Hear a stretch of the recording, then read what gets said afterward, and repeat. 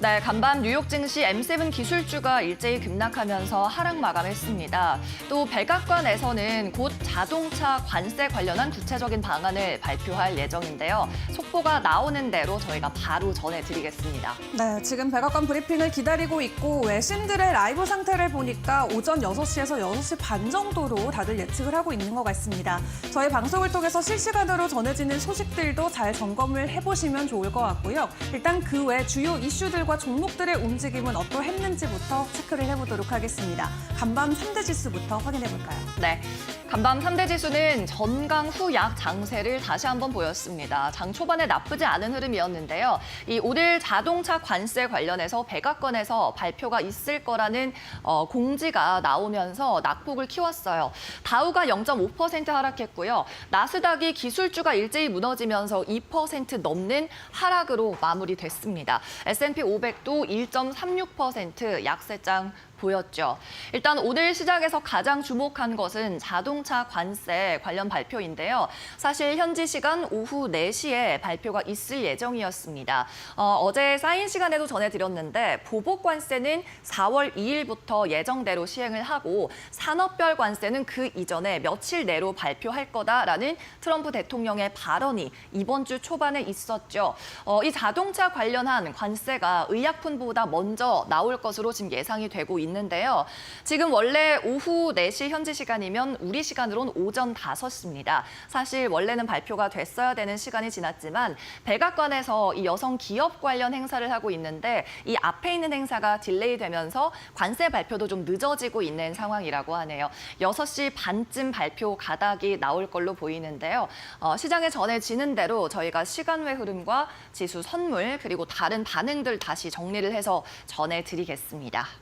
자, 그 전에 나온 트럼프 대통령의 발언을 다시 한번 정리해보죠. 트럼프 대통령 전날에 이런 이야기를 했습니다. 상호 관세에 대해서 상호적이기보다는 이보다는 더 관대할 것이다 라고 얘기했죠. 즉 조금 더 유화적인 멘트를 내놓은 겁니다. 시장에서 예상했던 것보다는 조금 더 완화된 코멘트인데요. 또 상호 관세의 예외성에 대해서도 예외가 있다는 것을 안다. 그리고 여러 국가에 대해서 예외를 논의하고 있긴 하지만 이 예외가 너무 많지는 않을 거다라고 이야기를 했어요. 그러면서도 관대하게 대응할 것을 말을 했고 내가 너무 상호적으로 대하면 급진적으로 대하면 많은 사람들이 걱정하는 것을 안다라고도 얘기를 했습니다. 물론 마음만 먹으면 상호적으로 더 급진적으로 나아갈 수 있다라는 어느 정도의 위협도 포함한 코멘트로 보입니다. 자, 이 가운데 시장에서는 또 오픈 AI의 매출에 관한 긍정적인 전망이 전해졌는데요. AI 수요가 향후 우려했던 것보다는 나을 수 있다는 기대감의 촉매제가 될 수 있습니다. 블룸버그에서 가장 먼저 추정한 오픈 AI, 챗 GPT를 만든 회사죠. 오픈 AI의 매출입니다. 올해 매출이 127억 달러까지 나올 수 있다고 전망을 하고 있고요. 기존 대비해서 3배가 증가한 수치입니다. 굉장히 빠른 속도로 성장을 하고 있는 게 이 오픈 AI죠. 2023년, 그러니까 2년 전 매출이 28억 달러에 불과했습니다. 비록 AI 스타트업이지만 2년 만에 매출이 5배 증가한 거고요. 그리고 비교를 위해서 마이크로소프트의 AI 사업 부문과 비교를 해본다면 지난 4분기에 이들이 130억 달러를 기록했습니다. 여기에 비하면 거의 한 95% 정도는 매출이 마이크로소프트를 따라잡고 있다는 건데요. AI 스타트업, 1개 스타트업이 지금 마이크로소프트의 이 같은 물론 AI 사업 마이크로소프트 같은 경우에는 AI 전반적인 인프라를 모두 포함합니다만 가공할 만한 수치가 아닐 수 없습니다. 시장에서 우려했었던 AI 수요 둔화 우려가 어느 정도 잠식이 될 수 있고 또 AI 개발을 하고 있는 구글이라든지 아마존 같은 다른 기업들의 주가에도 영향을 줄 수 있는 긍정적인 뉴스여서 발췌를 해봤습니다. 오늘 빅테크 주식은 일제히 무너져 내렸습니다. 엔비디아가 5% 넘게 하락했고요. 테슬라도 6% 가까운 하락이 나왔어요. 반면 상품 시장에서는 금 가격이 다시 한번 주목을 받았습니다. 올해 온스당 3,000달러를 돌파했죠. 오늘도 비슷한 수준에서 거래가 됐는데요. 뱅크 오브 아메리카에서는 금 가격이 향후 2년 안에 3,500달러까지도 갈 수 있다는 분석을 내놨습니다. 중국에서 수요가 높아지고 있다는 거죠. 특히 중국의 보험업계 수요 그리고 중앙은행으로 인해서 금 가격이 3,500달러 돌파할 수도 있다라고 분석을 했고 이 중국 보험업계에서는 전체 자산의 1%만 금에 투자할 수 있다고 하는데요. 이 1%가 금 전체 시장에서는 6%에 달하는 굉장히 많은 금액이라고 합니다. 수요가 향후 10%만 올라도 금 가격은 3,500달러 돌파할 수도 있다는 분석이 제시가 됐습니다. 네, 그럼 이어서 뉴욕 증시 맵 통해서요. 섹터별 상황도 확인해 보겠습니다. 오늘 보시다시피 M7 주식들이 일제히 빨간불을 강하게 켜내면서 하락하는 모습을 보였습니다. 알파벳이 3% 넘게 하락했고 아마존도 2% 넘는 하락, 애플도 1%대, 마이크로소프트도 1% 이상의 하락폭을 보였습니다. 그러면서 이 기술주가 속한 섹터인 임의 소비재 그리고 테크놀로지 등이 일제히 하락하는 모습을 보였죠. 네, 계속해서는 종목별 흐름 한번 확인해 보도록 하겠습니다. 먼저 빅테크 주식입니다. 네, 테슬라 보겠습니다. 테슬라는 캐나다 정부에서 미국의 관세 정책의 보복적인 대응으로 보조금을 중단한다고 밝혔습니다. 그러면서 주가가 하락했는데요. 캐나다에서는 테슬라 차량을 구매할 때 리베이트 형식으로 보조금을 지급하고 있습니다. 즉시 할인과 비슷한 개념인데 이 리베이트 자금을 약 3천만 달러가 되는 자금을 동결한다고 밝혔습니다. 미국에서 캐나다산 제품에 부과하기로 한 25% 관세 를 걷어들이지 않고 그대로 시행한다면 이 테슬라에 대해서도 우리가 관세를 높게 매기겠다고 경고를 한 상황인데 테슬라에 대해서 세금을 높게 매기기 이전에 일단 보조금부터 중단하면서 선제적인 조치를 취한 걸로 보입니다. 네, 다음은 엔비디아입니다. 엔비디아는 중국 정부의 규제를 받게 생겼습니다. 6% 가까운 하락이 나왔고요. 중국의 경제기관에서 AI 데이터 센터를 건립할 때 에너지 효율성이 높은 칩을 사용하도록 규정을 하고 있습니다. 이건 엔비디아의 칩을 이제 규제를 하겠다라는 것과 다름없는 내용인데요. 왜냐하면 이 엔비디아의 칩 가운데 H20이 중국의 AI 데이터 건립에 가장 많이 사용되고 있기 때문입니다. 그런데 제시된 이 에너지 효율의 가이드라인에 따르면 엔비디아의 칩이 충족하지 못한다고 하네요. 중국 정부에서 더 강력하게 규제를 하고 나선다면 엔비디아의 칩의 수요가 줄어들 수밖에 없는 상황입니다. 네, 다음 아마존 체크해 보시죠. 2% 넘게 하락이 나왔습니다. 아마존에서는 인테레스트 AI라는 이 쇼핑에 적용되는 LLM, 거대 언어 모델 기반의 AI를 테스트하고 있다고 밝혔습니다. 이런 뉴스가 전해지면서 어떤 내용의 AI인지도 추측이 나왔는데 일단 쇼핑을 할 때 소비자가 자신의 언어로, 본인의 언어로 어떠한 제품이 필요하다라고 입력을 하면 알맞은 제품을 찾아준다는 겁니다. 이 언어 모델 기반이라는 거죠. 그리고 헬스케어 쪽에서도 이 같은 AI를 적용하기 위해서 챗봇 테스트를 하고 있다고 전해졌습니다. 다음으로 이슈 있는 종목 함께 살펴보시죠. 네, 게임스타 보겠습니다. 어제는 장 마감 후에 전해진 뉴스였기 때문에 시간 외 종목으로 전해드렸는데요. 11% 넘는 급등 정규장에서 나왔습니다. 게임스탑이 보유하고 있는 현금으로 비트코인을 매수하는 데에 이사회가 만장일치를 한 겁니다. 그래서 이 비트코인을 보유하고 매수를 하기 시작하면서 주가가 폭발적으로 성장한 마이크로스트래티지의 뒤를 이을 수 있는 상승 주식이 될지 시장에서도 관심이 모아지고 있습니다. 정규장에서 12% 가까운 급등 나왔고요. 시간 외 거래에서는 5% 넘게 하락하고 있습니다. 네, 달러트리 보시죠. 마찬가지 상승했는데 달러트리의 패밀리 달러 사업 부문이 1년 만에 매각 대상자를 찾았습니다. 약 10억 달러의 사모펀드에 매각한다고 밝혔는데요. 이 달러트리의 패밀리 달러 사업 같은 경우에는 약 10년 전쯤에 달러트리가 인수를 했지만 중국의 쉬인이나 테무 같은 플랫폼들의 저가 공세 경쟁에서 밀린 상황입니다. 네, 이어서 플레이티카 확인해 보겠습니다. 뱅크 오브 아메리카에서 무려 2단계나 투자 의견을 업그레이드했어요. 언더퍼폼에서 매수까지 단숨에 상향 조정했는데요. 월가 의견 중에서도 굉장히 높은 수준에 해당합니다. 플레이티카는 모바일 게임 관련 업체인데 목표 주가도 기존 대비 50센트 높여서 6달러 50센트로 제안을 했습니다. 뱅크 오브 아메리카에서는 업계에서 가장 강력한 이 소비자 직접 거래 플랫폼 D2C 플랫폼을 가지고 있다고 분석했습니다. 네, 이어서 다음 종목도 체크해 보시죠. 이번에는 실적이 시장 예상치를 상회한 종목 확인해 보겠습니다. 페이첵스 4%가량 상승 나왔는데요. 이 월가 추정치인 EPS 한 주당 1달러 49센트 추정치를 넘기면서 좋은 실적 냈고요. 다만 매출은 15억 달러가량으로 예상치에 부합했습니다. 다음 신타스 보겠습니다. 마찬가지로 실적 추정치를 상회했는데 신타스는 매출도 EPS도 월가 추정치를 웃돌았습니다. 매출이 26억 1,000만 달러 정도를 기록했고요. EPS는 1달러 13센트 기록했습니다. 네, 지금까지 미국 뉴욕 증시 마감 상황 함께 살펴봤고요. 이어서는 머스트 노우 5 시간으로 이어갑니다.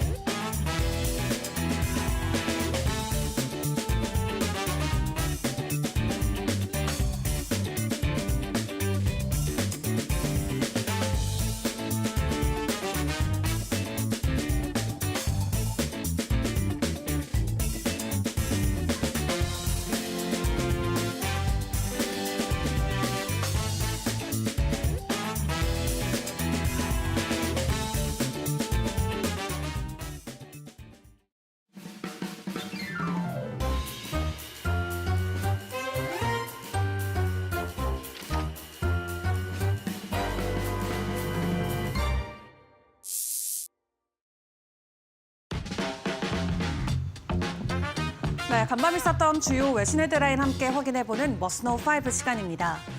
트럼프 대통령이 지난번에 한번 이 관세와 관련해서 유연하게 시행하겠다라는 발언을 내놓자 시장은 해당 부분을 놓고 굉장히 긍정적으로 풀이를 했었죠. 당시에 나스닥 지수가 2% 넘는 지수 상승을 보이기도 했는데 다만 오늘 갑작스럽게 백악관에서는 자동차와 관련된 품목별 관세를 공개하겠다고 이야기를 전해왔습니다. 일단 처음 보도된 내용에 따르면 오늘 새벽 5시 기준으로 발표를 할 것으로 예정이 돼 있었는데 지금까지 추가적인 소식은 전해지고 있지 않은 상황이고요. 일단 자동차 관세 같은 경우는 그동안 트럼프 대통령이 미국의 자동차 제조업을 부흥시키겠다라고 이야기하면서 부과를 예고해왔던 대표적인 산업이었습니다. 트럼프 대통령 취임 이후에 전 세계를 상대로 품목별 관세가 부과됐던 건 철강이랑 알루미늄이 처음이었는데 이제 여기에 자동차나 반도체, 의약품도 추가적으로 부과를 하겠다라는 공언의 발언을 내놨었고요. 철강, 알루미늄에 이어서 자동차 관세까지 시행된다면 트럼프 2기 행정부의 관세 전쟁의 전선이 크게 확대될 것으로 전망을 해볼 수가 있겠습니다. 앞서 트럼프 대통령이 자동차 관세 부과를 예고함에 따라서 국내 현대차 그룹 같은 경우는 정의선 회장이 직접 백악관에서 트럼프 대통령과 함께 향후 4년 동안 210억 달러 규모의 대미 투자 계획을 발표한 바도 있었죠. 일단 레빗 대변인은 이날 브리핑에서 현대차를 언급을 하면서 지금 루이지애나주에서 새로운 제철소를 짓는데 58억 달러를 포함해 미국에 200억 달러를 투자하겠다라고 발표했다며 다시 한번 강조하기도 했습니다.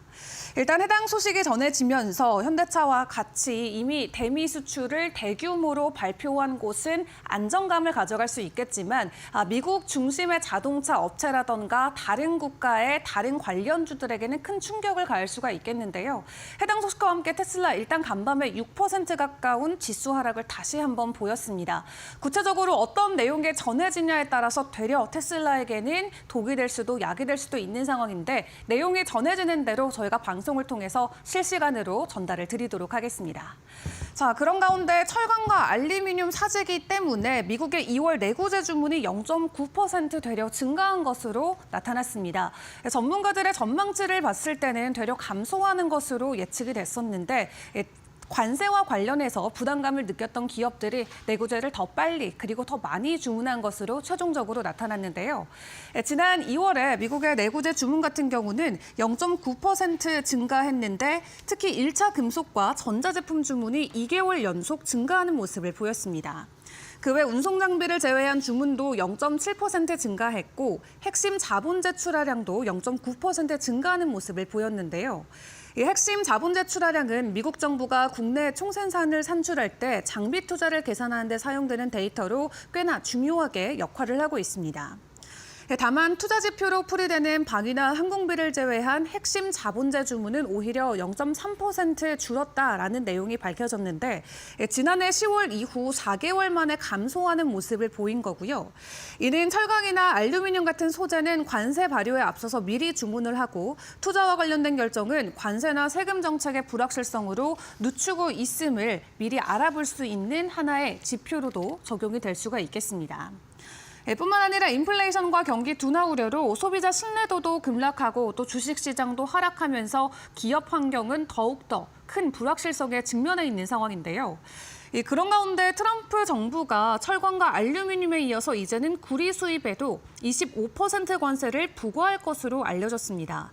해당 소식에 구리는 다시 한번 사상 최고치로 상승을 했고 구리는 거래가 많은 금속 중에 하나이기 때문에 자동차나 전력망, 공사장비, 또 건축용으로도 다양하게 쓰여서 시장에서 미치는 영향력이 상당히 큰 품목 중에 하나입니다. 일단 이러한 상황을 놓고 한 분석가는 구리 가격이 급등한 건 아무래도 관세에 대한 선반영인 것 같다라고 전하기도 했고요. 일단 골드만삭스와 시티그룹의 분석가들은 미국이 연내 구리에 대해서 25%의 관세를 부과할 것으로 예상하면서 톤당 12,000달러까지도 도달할 수 있다라는 전망치를 보이기도 했습니다. 이렇게 원자재에 대한 가격이 급등하면서 기업들에 대한 부담감은 계속해서 높아질 수밖에 없는 상황인데요. 이러한 부분도 부담이 되지만 이 국가 간의 경쟁으로 인해서 추가적인 부담감도 계속해서 증가되고 있습니다. 상황이 이렇다 보니까 기업들의 이익 측에서 우려의 목소리가 크게 나오고 월가에서는 S&P 500의 지수에 대한 계속적인 목표가를 하향 조정하는 리포트들이 나오고 있습니다. 간밤에는 바클레이즈에서 S&P 500의 전망치를 5,900선까지 하향 조정했습니다. 기존에는 6,600이었는데요. 일단 월가에서 내놓은 올해 전망치 중에서는 가장 낮은 수준으로 체크를 해볼 수가 있겠습니다. 바클레이즈의 전략가는 관세 정책으로 미국 내 실질적인 경기 둔화로 이어질 것이라고 이야기하면서 완전한 경기 침체까지는 발생하진 않을 것이라고 이야기를 하기도 했는데요. 다만 지난 한 달 동안 지수가 3%나 하락을 하기도 했고 또 최근 급격한 매도세와 함께 전고점 대비해서는 S&P 500 지수도 10% 넘게 밀린 상황입니다.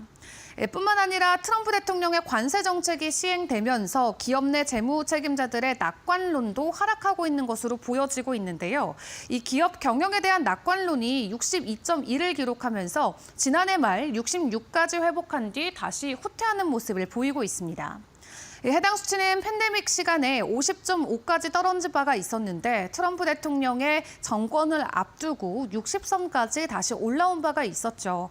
이 기업 경영에 대한 전문가들의 낙관론도 계속해서 하락을 하고 있고 월가가 바라보는 이 주식시장 전반적인 전망치도 낮아지고 있으면서 일단 시장 안에서의 불안감과 투자 심리는 크게 흔들리는 모습이 연일 포착이 되고 있습니다.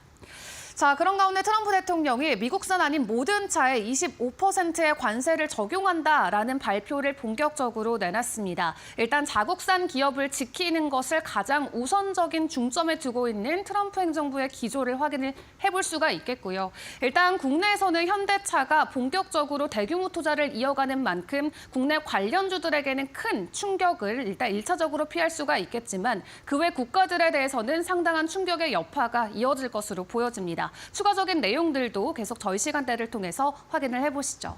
자, 그런 가운데 미국과 중국 간의 갈등이 계속해서 이어지고 있습니다. 지금 자동차와 관련된 관세 내용도 전해졌지만 반도체라던가 첨단 기술과 관련된 경쟁 심리도 계속해서 커져가고 있는 상황인데요.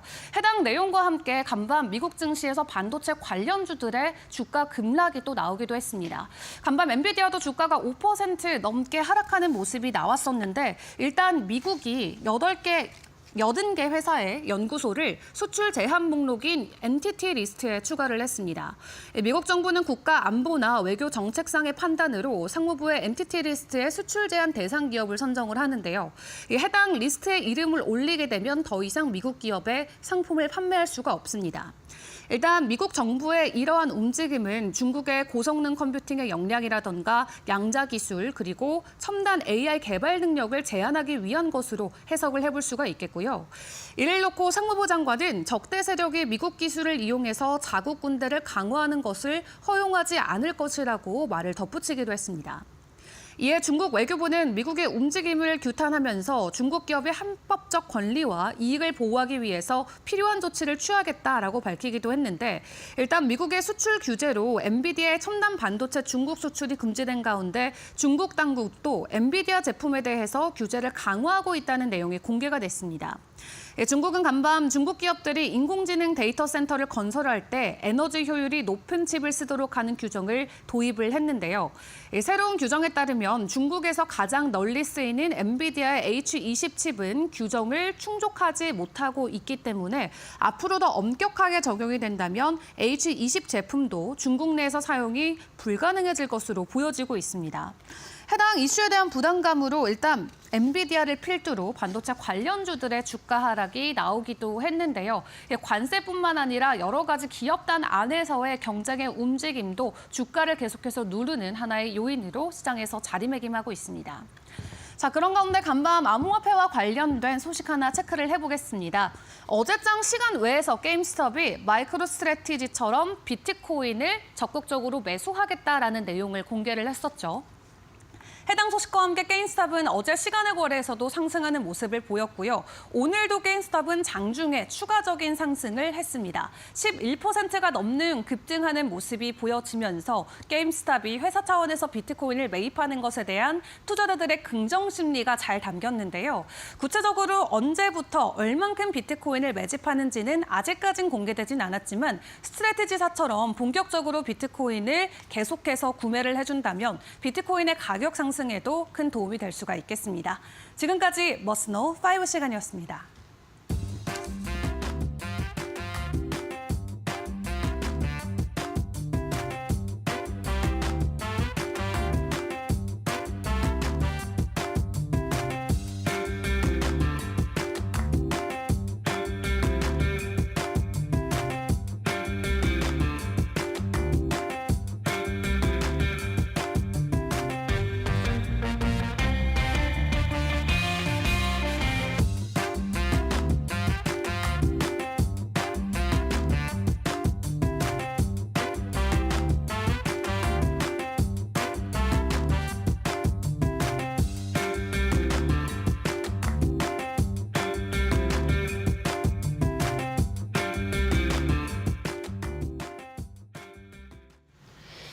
네, 우선 속보부터 전해드리도록 하겠습니다. 백악관에서 결국 공식으로 발표를 했는데요. 자동차에 대해서 관세 부과율 25%라고 발표했습니다. 다시 한번 전해드립니다. 자동차에 대한 관세, 수입되는 자동차에 대한 관세 25%의 추가 관세를 매기겠다고 발표했습니다. 지금까지 전해진 속보는 일단 여기까지고요. 조금 더 뉴스가 갈무리 되는 대로 자세히 전해드리도록 하겠습니다. 네, 그럼 강민정의 사인 시작합니다. 오늘은 테슬라 이야기를 해보려고 합니다. CNBC를 통해서 차트를 가지고 왔는데요. 6개월치 차트입니다. 지난해 아시다시피 트럼프 행정부와 트럼프가 선거에 나서면서 그리고 당선이 되면서 가파르게 주가 상승이 했고 그 이후에는 계속 미끄러져 내리는 흐름이었죠. 그리고 최근에는 저점 대비해서 약 30%가량 반등한 상황입니다. 저점 매수가 유효했죠. 그런데 테슬라 이 같은 반등이 상황이 단기에 그칠 수 있다는 의견도 많이 나오고 있고요. 아직까지 CEO 리스크가 크다는 관점도 있습니다. 테슬라 주가 이대로 괜찮을지 오늘 함께 사인해서 보도록 하겠습니다. 자, 그리고 이번 주에는 시장에 다소 충격적인 뉴스가 전해졌습니다. 바로 테슬라의 중국 시장 경쟁자라고 할 수 있는 비아디, 중국의 전기차 업체죠. 지난해 매출이 테슬라의 매출을 넘어섰다는 내용이었습니다. 지난해 비아디 매출은 1,000억 달러를 상회한 걸로 집계됐는데요. 같은 기간, 그러니까 지난해 테슬라의 매출은 약 977억 달러입니다. 비아디가 테슬라의 매출을 추월한 건 이번이 처음이었어요. 특히 하이브리드 관련 차량의 판매 덕분에 이렇게 호실적을 냈다고 회사 측에서 밝혔는데요. 이렇게 승승장구한 이유, 플러그인 하이브리드 판매가 늘었기 때문입니다. 최근에 불황형 소비가 지속되고 있고 또 전기차도 캐즘 국면을 맞고 있는 가운데서 비아디는 효과적으로 전기차 캐즘을 극복했다는 좋은 평가도 받고 있죠. 테슬라와 가장 차이가 두드러지는 점이 바로 테슬라는 전기차만 순수하게 판매한다는 점이고 비아디는 이런 하이브리드 차량도 판매를 한다는 점인데 물론 전기차만 순수하게 집계한다면 판매량은 테슬라가 앞섭니다만 이 플러그인 하이브리드까지 포함하면 비아디가 판매량을 2배나 앞서고 있습니다. 매출까지 테슬라를 추월할 수 있었던 주요 요인이었죠. 그리고 최근에는 기술력으로도 테슬라를 압박하고 있는데요. 비아디 같은 경우에는 최근 5분만 충전해서 무려 400km를 갈 수 있는 전기차 충전 기술을 개발했다고 발표했습니다. 거의 휘발유로 주유해서 달리는 것과 맞먹는 정도의 짧은 충전으로 400km나 한 번에 갈 수 있다고 이야기를 하면서 테슬라를 기술력에서도 앞서는 거 아니냐는 우려를 시장에 던져주고 있죠. 이렇게 경쟁사가 승승장구할 동안 테슬라는 의외의 리스크에 직면해 있습니다. 바로 정치적 테러죠. FBI는 심지어 최근에 이 태스크포스까지 따로 만들었습니다. 테슬라에 대한 공격 그리고 위협 TF를 구성해서 앞으로 테슬라에 대한 공격은 국내 테러다라고 강력하게 규제를 했죠. 진압을 했죠. 파텔 국장 그리고 부국장도 나서서 SNS에서 이렇게 말했습니다. 정의가 실현될 타이밍이 오고 있다. 그리고 책임자를 끝까지 추적해서 잡아내고 결국에는 법의 심판을 받을 거다라고 테슬라를 비호하고 나섰습니다. FBI뿐만이 아니라 트럼프 행정부에서도 그에게 강력한 지지의 목소리를 보냈는데요. 도널드 트럼프 대통령도 이 테슬라 공격 시위에 대해서 비판하는 목소리를 냈고 재무장관도 법무장관도 마찬가지였습니다. 그럼에도 불구하고 이 테슬라 테러는 계속됐지요. 북미 지역에서 테러리즘이 멈추지 않고 있는데 미국 그리고 캐나다에서 테슬라 차량에 불을 지르거나 파손한 행위가 이러한 사건이 최소 80건 이상 보고가 됐다고 미국 NBC 뉴스에서 보도하기도 했습니다. 이렇게 트럼프 내각에서 전폭적으로 신뢰와 지지를 보내고 있는데도 테슬라의 브랜드 가치가 너무나 빠르게 추락하면서 테러가 격화되고 있는 상황입니다. 여기에 도널드 트럼프 미국 대통령은 이렇게 수동적인 지지 코멘트에 그치지 않고 조금 더 능동적으로 테슬라의 편을 들어줬는데요. 다음 사진에서 확인할 수 있을 것 같습니다. 자, 백악관에서 아시다시피 테슬라 전시회를 열었습니다. 이 사진 안에 보이는 빨간 차량뿐 아니라 사이버 트럭까지 포함해서 약 5대의 차량을 무려 전시해주는 이벤트를 열었는데 트럼프는 또 8만 달러가량 이 차량을 수표를 주고 구매하기도 했고요. 손녀에게 최고로 훌륭한 차량이라면서 사이버 트럭을 뽑아줬다고도 이야기를 했죠. 이날 이 빨간색 차량에 시승을 하면서 타자마자 굉장히 아름답다, 최첨단 시스템이다 같은 찬사를 쏟아냈습니다. 그리고 이 같은 이벤트가 테슬라 주가를 부양하기 위한 이벤트였다는 것을 강조했습니다. 숨기지 않았던 거죠. 그동안 판매가 추락하고 주가가 추락한 테슬라의 부양에 도움이 되길 바란다, 나의 구매가 도움이 되길 바란다라고 이야기를 한 거고요. 모델 S를 구매했는데요. 그리고 백악관에서 직원들이 탈 수 있게끔 하겠다고 말했습니다. 모델 S를 구매하는 이유는 첫 번째, 제품이 일단 너무나 훌륭하다. 그리고 두 번째는 머스크가 자신의 에너지와 인생을 여기에 바쳤기 때문이다라고 강력한 지지 의사를 드러냈죠. 그러면서 또 이렇게 말했습니다. 일론 머스크에 대한 일부 부정적인 사람들, 소수가 있는데 그가 애국자라는 이유로 불이익을 받아서는 안 된다라고 이야기했죠. 사실 테슬라의 주가를 부양해주고 그를 지지하겠다는 의지를 강력하게 드러낸 셈인데요. 사실 이 같은 정치 정치적 행보, 사람들이 비호감으로 비췄던 이유인 앨런 머스크의 정치적 행보를 상당 부분 강화하는 이벤트였습니다. 그렇다 보니까 이 같은 단기적인 정치 이벤트가 과연 테슬라의 중장기적인 주가 부양에 도움이 될까 하는 부분에는 의문 부호가 찍히는 상황이죠. 그리고 그가 이 정치적 행보 때문에 비호감이었었기 때문에 오히려 그러한 행동을 싫어했던 사람들에게는 반대로 악영향을 줄 수도 있는 상황입니다. 네, 이렇게 테슬라가 정치 놀이를 하는 동안 그가 잊고 있는 투자자들과의 약속도 있죠. 바로 저가형 모델을 내놓겠다는 약속입니다. 머스크는 상당히 오래전부터 25,000달러짜리 테슬라 상품 나온다라고 이야기를 하면서 투자자들도 설레게 했지만 테슬라 팬들, 유저들도 기대를 하게 만들었습니다. 그런데 트럼프 내각에 합류를 하면서 이 저가형 모델 관련한 언급, 업데이트는 거의 전무후무한 상황이죠. 원래는 2025년 상반기에 출시될 것으로 계획이 되고 있었는데요. 사실 올해 상반기가 약 절반이나 지나간 현재 상황까지도 업데이트는 이뤄지지 않고 있습니다. 차일피일 미뤄지다 보니까 이제 투자자들 사이에서는 출시 계획 자체가 아예 취소된 거 아니냐라는 우려의 목소리까지 나오고 있는 상황이죠. 지금까지 이 모델 2 또는 모델 Q로 일컬어지는 저가형 모델 정보를 루머를 종합하자면 25,000달러를 가격 목표로 하고 있었는데 지금은 이 가격이 3만 달러까지도 높아질 수 있다라고 분석이 나오고 있는 상황이고요. 테슬라 모델 중에서 가장 저렴한 모델 3보다도 약 10,000달러나 더 저렴하게 나올 거다라는 가격 정책을 목표로 하고 있습니다.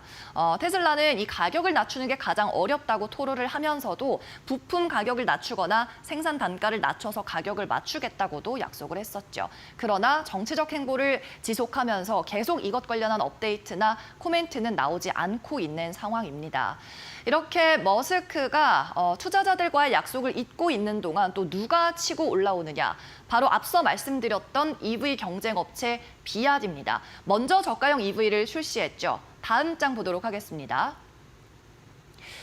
네, EV 저가형을 출시했을 뿐만 아니라 동남아나 유럽 시장에서도 그 세를 확장하고 있는 비아디. 최근에는 신차 친-L을 출시했는데요. 이게 바로 저가형 EV입니다. 모델 3의 반값에 육박하는 저렴한 가격을 자랑하고 있는데 성능도 크게 뒤지지 않습니다. 일단 주행거리가 545km로 알려졌고 모델 3의 주행거리는 634km. 가격 대비해서 성능이 크게 차이 나지 않습니다.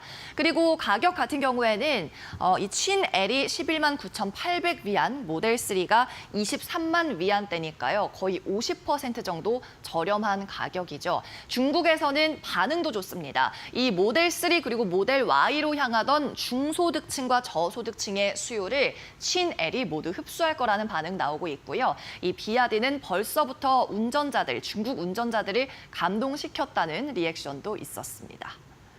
네, 다음 장 함께 보시죠. 이렇게 경쟁사가 승승장구할 동안 테슬라는 계속 점유율을 빼앗기고 있는 상황이죠. 표부터 한번 보겠습니다. 지난해 글로벌 전기차 시장에서의 퍼포먼스를 순위로 나타낸 건데 비아디가 일단 지난해 점유율을 23%로 압도적으로 많이 가져가고 있고요. 테슬라가 2위긴 하지만 절반도 되지 않는 10.2%를 기록하고 있습니다. 최근에는 또 올해 들어서는 유럽 시장 점유율도 거의 반토막 난 상황이죠. 테슬라 42%나 점유율이 급락한 상황. 지난 2월 전기차 시장 점유율이 20%에서 10%까지 말 그대로 반토막 났고요. 전기차뿐 아니라 전체 자동차 시장의 점유율로 파악해 봤을 때는 기존 2.8%에서 1.8%까지 줄어들었습니다. 그런데 더 충격적인 것은 같은 기간에 전체 전기차 시장은 성장했다는 점입니다. 26%가량 전기차 시장은 계속 성장을 이뤄나가고 있고요. 친환경차에 대한 관심은 더욱더 높아지면서 친환경차 비중이 48%에서 58%까지 10%나 높아진 거죠. 즉 전체 시장은 성장하고 파이를 더욱 키워나가고 있는데 테슬라 혼자 수축하고 있다는 겁니다. 네, 이렇게 앨런 머스크가 만약 전기차 시장에서 저가형 EV 시장 점유율을 놓친다면 정말 큰일이 날 수도 있습니다. 비아디 같은 다른 저가형 중국 업체들이 이 시장을 잠식할 수 있다는 우려가 나오고 있기 때문이죠. 이 테슬라가 트럼프 대통령과 함께 형님 아우놀이를 이제 그만두고 다시 경영 정상화에 힘 써줬으면 하는 게 투자자들의 바람인 것 같습니다.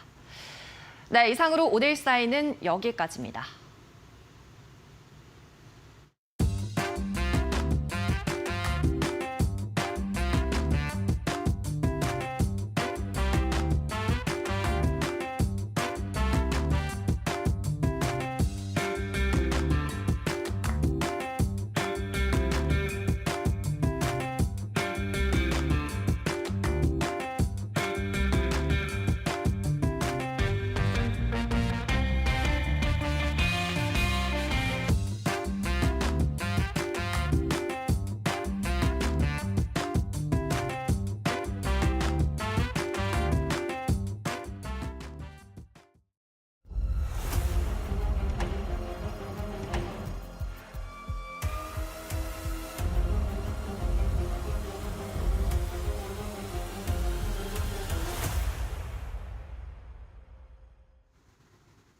안녕하세요. 멘트 고신섭입니다. 오늘의 주제는 트럼프 여성 역사의 달 축사, 심장 쫄리는 자동차 관세 발표 카운트다운, 지금 방금 발표했죠.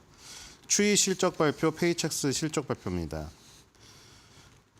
트럼프 형님 때문에 잠을 못 자요. 지금 대본을 드려야 되는데 항상 4시, 5시에 발표 시작해가지고 지금 방금 이거 보려고 지금 계속 오면서 봤거든요, 지금. 그렇죠? 방금 전에 얘기 나왔죠. 왜냐하면 이게 여성 역사의 달 축사 뭐 중요하죠. 여성 역사의 달이 그 3월 달에 여성이 이제 뭐 요즘에는 뭐 여성의 인권이 뭐 아직도 부족하죠. 근데 뭐 일부분에서는 또 역차별 얘기까지 나올 정도로 그렇죠. 남성분들이 뭐 남성부 얘기도 나오면서 남성부 만들어야 된다. 뭐 그 정도로 이제 예전보다는 많이 신장이 되었는데 그 여성 인권을 기리면서 3월 달에 여러 기관에서 뭐 행사 같은 게 열려요. 그래가지고 지금 이제 초청받은 여자분들이 지금 거의 팬클럽 저긴가요? 팬클럽 사인회 수준으로 지금 저거보다 나중에 더 많이 들거든요. 다 들어가지고 사진 찍고 트럼프 이 행진곡에 맞춰가지고 입장하거든요. 근데 저기서 이제 저게 중요한 게 저거 중요한 게 아니라고 또 하면 그러니까 중요한데 주식시장 참여자분들은 지금 여성 역사의 달 축사보다는 자동차 관세 몇 프로인가 지금 그게 궁금한 거거든요. 그래서 축사하고 들어갔는데 안 나와가지고 지금 방금 나왔거든요. 그래서 자동차 25% 관세 발표했어요, 지금. 그래서 자동차주 다 날아갔거든요, 이미. 그래서 지금 자동차 관세 발표 카운트다운이라고 제가 대본 보내놨는데 카운트다운 이제 끝났고 나왔습니다. 자, 그래서 지금 4월 2일부터 자동차에 25%씩 관세 부과한다고 합니다. 자꾸 해방의 날 하는데 지금 무슨 해방인지 모르겠으나 다른 나라들은 지금 거의 죽상입니다. 그래서 자동차를 다른 나라에서 만들어서 만약에 미국으로 수출을 하려고 하면은 25% 관세를 부과받기 때문에 굉장히 비싸게 팔 수밖에 없는 상황이다. 그래서 지금 뭐 현대가 굉장히 극적인 타이밍에 그렇죠. 오늘 발표하기 바로 직전에 정의선 회장이 어떻게 딱 그때 가가지고 그 미국 투자를 발표하면서 현대를 봐라. 현대처럼 하면은 너네 관세 안 문다. 이렇게 된 거예요. 바로 그냥 25% 폭탄 관세 던져버리더라고요.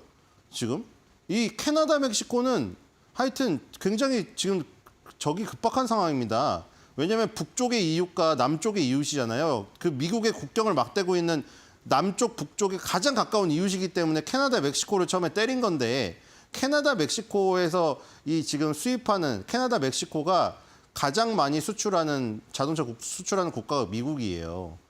지금 뭐 펜타닐을 핑계로 갖고 여러 가지 때리고 있는 것 같지만 어쨌든 간에 캐나다산, 멕시코산 무슨 술, 무슨 여러 가지 자동차 이런 것들 관세 다 부과돼서 굉장히 힘든 지금 상황으로 가는 것 같고요.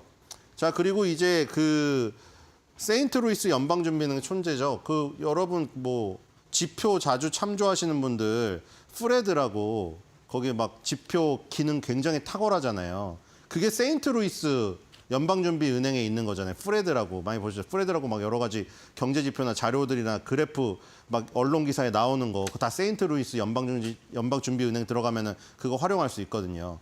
거기에 바로 총재죠. 무살렘 총재가 지금 켄터키주 파두카에서 열린 행사에서 연준의 지역 구조의 중요성에 대해서 논의하고 미국 경제와 통화 정책에 대한 자신의 견해를 공유했다. 지금 벌써 세인트루이스 연방준비은행 홈페이지에 다 올라왔습니다.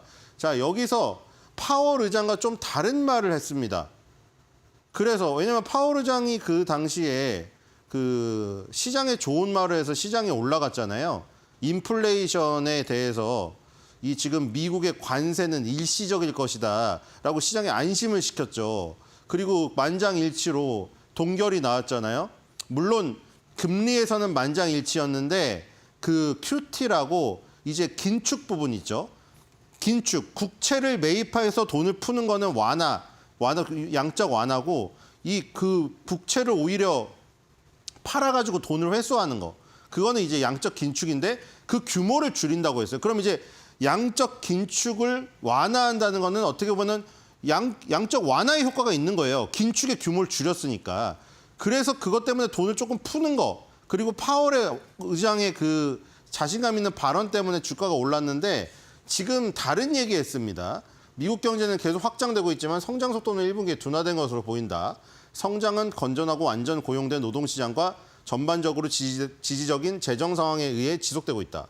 그러나 최근 소비자 지출에 대한 데이터는 예상보다 약했고 다른 데이터는 혼재되어 있다. 자, 그다음에 인플레이션 목표치인 2%로 낮추기 위해서 해야 할 일이 더 많다. 인플레이션이 단기적으로 2% 이상 정체되거나 상승할 위험이 증가한 것으로 보인다. 인플레이션에 대한 우려를 지금 말을 했습니다.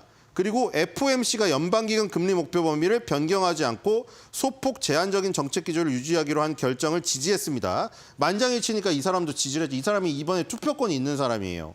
자, 인내심 있고 경계심을 늦추지 않는 접근 방식은 미국 국민의 최대한의 고용, 물가 안정, 지속 가능한 경제 확률을 추구하는 데 도움이 될 것입니다.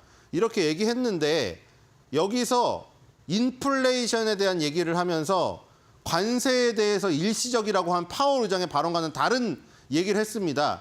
관세가 일시적이지 않을 가능성이 있다.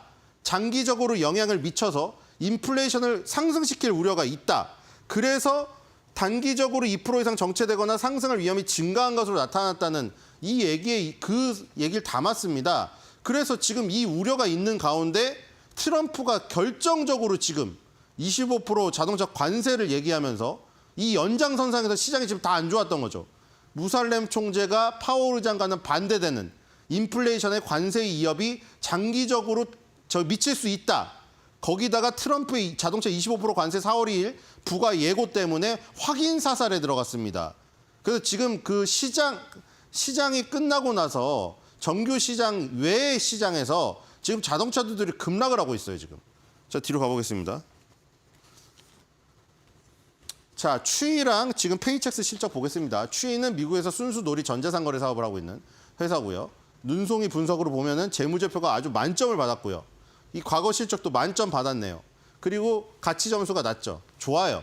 가치 점수가 낮아야 좋습니다. 그 시장에 뭐하러 나옵니까? 인기가 없으면. 그렇죠? 그러면 비상장 회사로 있지. 상장 회사로서 상장을 했으면은 주식시장에서 주주들한테 인기를 얻고 많이 사야지 좋은 거지. 맨날 인기가 없고 은둔형 기업으로 있을 거면 뭐하러 나와요? 그렇죠? 의미가 없잖아요. 주식시장에 나오는 의미가 뭡니까? 자신의 어떤 가치를 표현을 해주고 그만큼의 가치를 주주들한테 대접받기 위해서 나오는 거 아니에요? 돈을 지금 끌어당기고? 근데 나와가지고 인기가 없고 맨날 만년 저평가라는 얘기를 들으면서 만년 저평가가 얘기가 타이틀이 좋지 그게 저평가가 아니죠. 요즘 같은 시장에 저평가가 어디 있습니까? 그렇기 때문에 가치에서 낮은 점수를 받는 게 오히려 좋은 거예요. 가치에서 높은 점수를 받았다는 거는 시장에서 인기가 정말 없다는 겁니다. 인기가 없을 수가 없어요. 인기가 있을 요인이 있다면요. 누구라도 진흙 속의 진주 다 파내요. 근데 인기가 없다는 거는 아무도 거들떠도 안 본다는 거예요. 그건 인기의 요소가 없다는 거지. 저평가가 아닙니다. 조금이라도 인기의 요인이 있으면은 누구라도 득달같이 달려들어서 매수를 하는 세상이에요. 이 정보 공개가 다 돼 있고. 그렇기 때문에 가치 점수에서 낮게 받았다는 것이 오히려 인기가 높다는 거라 좋은 거예요. 그리고 이건 성장주기 때문에 배당에는 인색할 수밖에 없는 상황이고요. 미래 실적에 대해서는 약간 부족함이 있습니다. 그래서 뛰어난 대차 대조표를 가진 뛰어난 실적이라고 표현이 됐습니다. 좋네요. 뒤로 가겠습니다. 자, 추이의 실적입니다. 추이의 2023년도 4분기 실적. 일단 매출이 늘었어요. 지금 2023년도 4분기 대비해서 15% 늘었죠. 3.25 빌리언 달러. 자, 순이익이 좀 안 좋네요. 순이익이 22.8 밀리언 달러인데 마이너스 29%. 플러스 지금 그 전년 동기 대비해서 한 30% 마이너스가 난 거죠. 주당 순이익은 0.05, 마이너스 29%. 그런데 이게 중요하네요, 결국. 왜냐하면 이렇게 수치가 많이 차이 날 경우에는 이게 중요할 수밖에 없죠. 어드저스트, non-GAAP라던가 어드저스트랑 비슷한 개념이에요. 그러니까 지금 이거는 일회성 비용을 제거해 준 거죠. 일회성 비용을 제거해 줬더니 주당 0.05달러 나오는 게 단번에 0.28달러로 급상승하잖아요. 그리고 그렇게 되면 플러스 56%가 나와버리거든요. 그러니까 이런 경우에 수치가 더 중요하죠. 왜냐하면 지금 매출이 늘어서 외형 성장을 한 건 좋은데 순이익단에서 마이너스 30%가 나서 안 좋네 했는데 보니까 그게 만약에 이 분기에만 해당되는 일회성 비용이었다면은 이게 진짜 성장이잖아요. 일회성 비용을 제거해 주니까. 그러니까 지금 이게 56% 늘었다는 건 지금 좋은 거죠. 일회성 비용을 제거하고 나서 지금 이렇게 성장을 했다는 것이니까요. 추이의 실적은 좋았다고 볼 수가 있겠네요. 그리고 지금 활성 고객 수는 2.1% 증가했고요. 활성 고객 1인당 순매출도 작년에 비해서 4.1% 증가한 수치가 나왔습니다. 그래서 아주 좋은 지금 실적이고요. 항상 저렇게 지금 순이익하고 조정 순이익을 확인해야 됩니다. 일회성 비용을 제거해 줬을 때 진짜 성장이 뭔가를 볼 수가 있기 때문에. 그리고 특히나 저렇게 순이익과 진짜 조정 순이익이 저렇게 마이너스 플러스로 격차가 심할 때는 당연히 조정된 순이익을 봐야 되는 게 지금 당연한 얘기입니다. 자, 지금 22.39% 정도 오르면 시장 컨센서스인 40.67에 도달되게 됩니다. 자, 그리고 의견이 스트롱 바이가 나왔어요. 16바이에 3홀드. 스트롱 바이의 의견이 지금 나온 상태고 뒤로 가보겠습니다. 스트롱 바이 나오기 쉽지 않거든요. 자, 일봉입니다. 일봉에서 지금 뭐 꾸준히 일단 저점 고점을 올려가면서 올라가고 있네요. 여기서도 보니까 지금 이게 51선이죠. 50, 200인데 51선 위에 있을 때는 항상 지지받고 51선 붕괴하니까 51선이 저항이 된 모습을 확인할 수 있어요. 자, 여기서 이제 51선을 깨졌기 때문에 51선을 돌파해야지 저 고점 추세선까지 다시 갈 수 있겠죠. 자, 뒤로 가보겠습니다. 자, 지금 이 주봉은 50주선 위에 있고 200주선의 저항을 받고 있습니다. 그렇죠? 가운데 보라색은 20주선이고요. 자, 굉장히 비좁은 공간이 있네요. 50주선의 지지, 200주선의 저항, 이 사이에 끼어 있습니다. 자, 뒤로 가보겠습니다. 자, 월봉입니다. 월봉은 2020년도에 이게 혜택을 많이 봤어요. 코로나 때 굉장히 혜택을 많이 받다가 지금 여기서 급격하게 떨어진 이 부분이 있죠. 여기까지 다 똑같았던 기업들이 뭐뭐 있었죠? 넷플릭스, 그리고 이런 추이, 그다음에 그 펠로톤 인터랙티브라고 그 집에서 사이클 타면서 선생님이랑 같이 화상으로 저 코치 받는 거, 그거. 그리고 엣시라는 뭐 집에서 가내 수공업으로 만들어가지고 그거 올려갖고 뭐 당근처럼 파는 그런 사이트들 있죠. 그런 것들이 다 이렇게 됐는데 지금 보시면은, 그리고 캐시우드가 제일 많이 갖고 있는 줌 비디오 커뮤니케이션도 마찬가지죠. 거기서 유일하게 전고점을 벗긴 게 넷플릭스거든요. 그러니까 넷플릭스는 코로나 때 굉장히 유리한 상황인 건 맞았고, 코로나가 끝나자 넷플릭스를 평생 안 보던 사람들이 잠깐 보던 사람들은 떠났죠. 근데 그 이외에 넷플릭스로 꾸준히 유입되는 그 성장은 유지됐기 때문에 그 코로나의 고점을 뛰어넘은 거예요. 근데 지금 나머지 줌 비디오 커뮤니케이션이라든가 엣시라든가 펠로트는 아직도 지금 이 바닥에 있거나 오히려 코로나 때 밑으로 지금 가서 완전 곤두박질 쳐 있거든요, 주가가. 근데 추이는 어느 정도예요, 추이는? 추이는 그나마 밑바닥을 지금 찍고 올라가려는 추세입니다. 여기 지금 50개월선의 저항을 또 받고 있잖아요. 지금 일봉, 주봉, 월봉 다 보시면 역시 50선이 상당히 중요한 역할을 하고 있다는 거 보실 수가 있어요. 1년을 거래일로 따졌을 때 대부분 52주니까 주봉의 52주가 1년의 저항이라고 생각하시면 됩니다. 자, 이 지금 저항을 일단 50개월선의 저항을 받고 있고, 펠로튼, 엑시, 뭐 이런 거보단 낮지만 넷플릭스만큼의 성장은 보여주지 못한다. 이 정도로 정리하면 되겠죠. 의견은 스트롱 매수예요. 뒤로 가겠습니다. 자, 페이첵스입니다. 페이첵스는 이제 급여 복리 후생 관리 시스템이거든요. 이것도 어떻게 보면 뒤에서 백업을 해주는 시스템이죠. 미국, 유럽, 인도의 중소기업을 위한 급여 복리 후생, 인사 및 보험 서비스를 위한 통합 인적 자본관리 솔루션을 제공한다. 이 기업들이 구독 서비스로 페이첵스의 서비스를 이용하는 거예요. 그 회사 안에서 인적 자본 관리를 하기 위해서 요 소프트웨어가 필요합니다. 이 지금 눈송이 분석 굉장히 좋죠, 지금. 거의 원형에 가까운 지금 수치입니다. 그리고 이게 완전 원형은 안 좋다고 했죠, 오히려. 가치에서 낮은 점수를 받는 게 좋아요. 자, 그래서 지금 배당에서도 만점이고 재무제표도 너무 좋고 과거 실적도 좋습니다. 과거 실적에 비해서 미래 실적에 대한 불안감은 있지만 거의 이 정도면은 거의 완벽한 수준이죠. 자, 완벽한 대차대조표를 통해서 배당금 지급자가 확정되었다. 자, 성장준 대 배당에서도 만점을 받았습니다. 자, 뒤로 가겠습니다. 왠지 아시겠죠? 인기가 많다는 거는 성장주거든요. 대부분 성숙해져 버리면 인기가 시장에서 없어져요. 근데 저거는 인기도 많은데 배당도 많이 준다니까 굉장히 두 개를 다 취한 거죠. 자, 2025년도 3분기 실적입니다. 2024년도 3분기 대비해서 5% 증가해서 1.51 빌리언 달러 매출 나왔고요. 자, 순이익도 상승했네요. 플러스 4%, 519.3 밀리언 달러. 자, 이것도 마찬가지죠. 지금 여기서 이제 플러스가 난 것들은 혹시 이거는 일회성 비용이 아니라 뭐가 있을 수 있겠어요? 일회성 이익이 있을 가능성이 있기 때문에 이것도 조정을 봐야 되는 거예요. 그러니까 이게 당연히 이제 뭐 분기를 쭉 해가지고 여러 분기를 보면은 그게 이제 흡수가 돼서 상 흐름이 보이겠지만 시계열 분석을 통해서 이렇게 한 분기 스냅샷으로 보는 거는 항상 일회성 비용이나 일회성 수익을 제거해야 돼. 예를 들어서 이 회사가 극단적으로 얘기를 해서 로또를 샀어요. 미국은 로또 당첨금 우리나라처럼 3억, 7억 이렇게 안 나오잖아요. 몇 조짜리 로또가 당첨이 됐단 말이에요. 그러면 그거는 영업 활동을 통한 혹은 뭐 원가 절감을 잘 관리한 그런 순이익이 아니잖아요. 그때 그런 건 빼줘야죠. 로또 당첨된 거는. 그래서 이것도 봐야죠. 그래서 플러스이긴 하지만 봐야죠. 그래서 주당 순이익은 1.43으로 플러스 4% 증가했습니다. 그리고 이제 주 AAP 어드저스트랑 비슷합니다. 1.49 조금 올라갔죠. 이것도 플러스 8% 나왔네요. 그러면 이제 이걸 이해할 수 있겠죠. 아, 순이익이 늘어난 게 진짜구나. 일회성 비용이나 일회성 수익에 의해서 일시적인 것이 아니구나. 그러니까 이 페이첵스 같은 경우에는 2025년도 3분기가 매출 순이익단이 다 골고루 성장했다는 걸 볼 수가 있겠습니다. 자, 여기에 지금 보시면 제일 많이 차지하고 있는 게 매니지먼트 솔루션이죠. 아까 말한 인적 자본을 관리해주는 솔루션을 제공하는 소프트웨어 업체예요. 자, 이제 목표 주가를 보겠습니다. 자, 아까 전 인기 점수에서 낮은 점수 받았죠. 아까 거의 원형에 가까운 눈송이 분석에서 오히려 위가 파인 게 좋다고 했잖아요. 바로 이런 거예요. 이미 시장의 컨센서스를 뛰어넘어 버렸어요. 주가가. 애널리스트들의 목표 주가를 이미 뛰어넘어 버렸어요. 지금 오히려 여기서 마이너스 73% 정도 하락을 해야 평균 컨센서스에 도달돼요. 그러니까 지금 애널리스트들이 목표 주가를 올려야 되죠. 매수 의견을 유지한다면 올려야 돼요. 왜냐면 자기가 제시한 목표 주가를 이미 다 뛰어넘었거든요.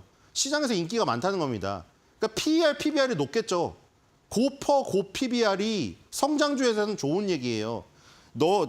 우리 기업이 성장하고 있는데 저평가를 받고 있다는 얘기는 욕이나 다름이 없습니다. 자, 홀드 의견이고요. 8홀드의 원셀입니다. 자, 뒤로 가보겠습니다. 자, 일봉 쭉 올라오고 있죠. 자, 50개월 선을 타고 넘나들면서 오고 있습니다. 그렇죠? 지금은 고점 추세선과 저점 추세선 채널 하단에 있습니다. 자, 뒤로 가볼게요. 자, 주봉도 상당히 좋죠. 이미 저기 뒤에 있는 오래된 고점, 2022년도의 고점을 뛰어넘었고요. 저기 대충 그어보면 요 자리 나오죠. 그렇죠? 여기를 지지하고 올라간 겁니다. 지금 20주선에 지지를 받고 있어요. 월봉을 볼까요? 월봉도 정말 안정적이죠. 이런 기업이 정말 안정적이에요. 뒤에서 솔루션 제공하는 업체들 있죠. 자, 계속해서 쭉 올라가면서 여기서도 한 몇 년이죠? 2021년부터 한 3년 행보하다가 이런 게 터지면 크다는 겁니다. 3년 동안 행보했다가 한 방에 터뜨리거든요. 자, 지금 보세요. 행보하는 자리가 어딘가. 여기잖아요, 지금. 2021년도, 22년도 고점이죠. 여기 위에서 지금 거의 신고가 수준이죠, 다시. 자, 이렇기 때문에 여기서 또 달리기 시작하면 한참 갈 수가 있어요. 이런 성장주들, 인기가 있는 성장주, 배당까지 많이 주는 완벽한 페이첵스 같은 저런 알짜 종목도 장기 투자하기 아주 좋은 종목이죠. 자, 오늘의 한 줄 매도평입니다. 여성 역사의 달을 맞아서 여성의 인권은 오오오. 관세 해방의 달 맞아서 자동차 주권은 우우우.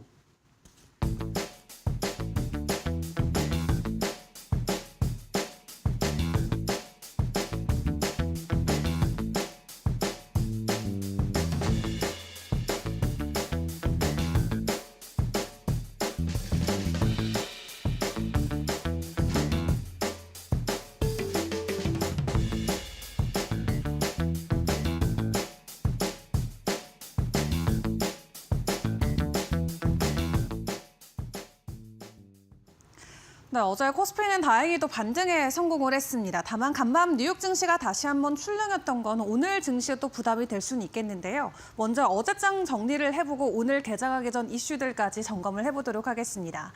일단 어제 양대 지수 모두 1% 가까운 상승을 보였죠. 코스피는 1.08% 그리고 코스닥은 0.7%대 지수 상승을 보였습니다.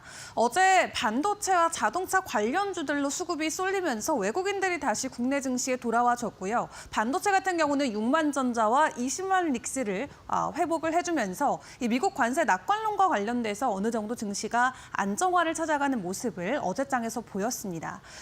코스피 상위 종목들을 함께 확인을 해봤을 때 외국인들이 이날장에서도 삼성전자와 SK하이닉스 그리고 미국의 대규모 투자를 예고한 현대차를 대거 사들였던 모습을 체크를 해볼 수가 있겠고요.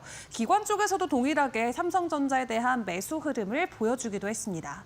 52주 신고가 종목들을 놓고 봤을 때는 여전히 개별주의 개별 이슈와 함께 추가적인 변동성을 보였었는데 어제장 자동차와 그리고 이 반도체를 놓고 크게 나눠볼 수 있다 말씀을 드렸는데 다음 장을 통해서 함께 정리를 해보도록 하겠습니다.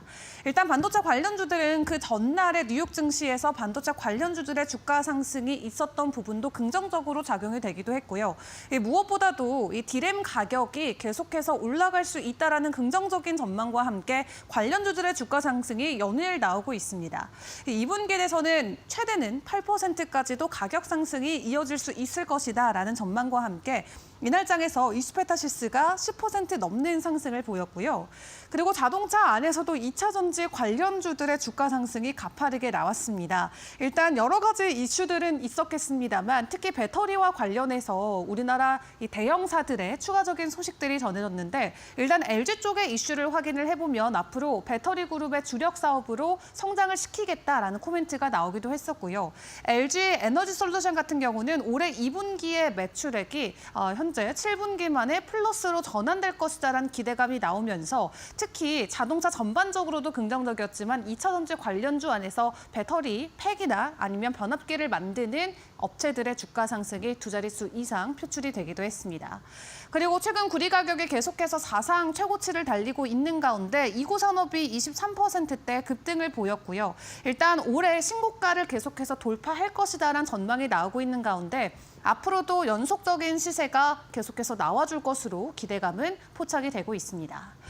그런 가운데 어제 이 정치 테마주 안에서 상한가가 엄청 많이 나왔습니다. 무려 8종목이나 이재명 테마주 안에서 움직임이 나왔는데 어제 장중에는 이제 2심 선고를 앞두고 기대감의 추가적인 상승의 모습이 나왔었고요. 어제 속보로 3시 30분 정도에 결론적으로는 항소심의 무죄 선고를 받았습니다.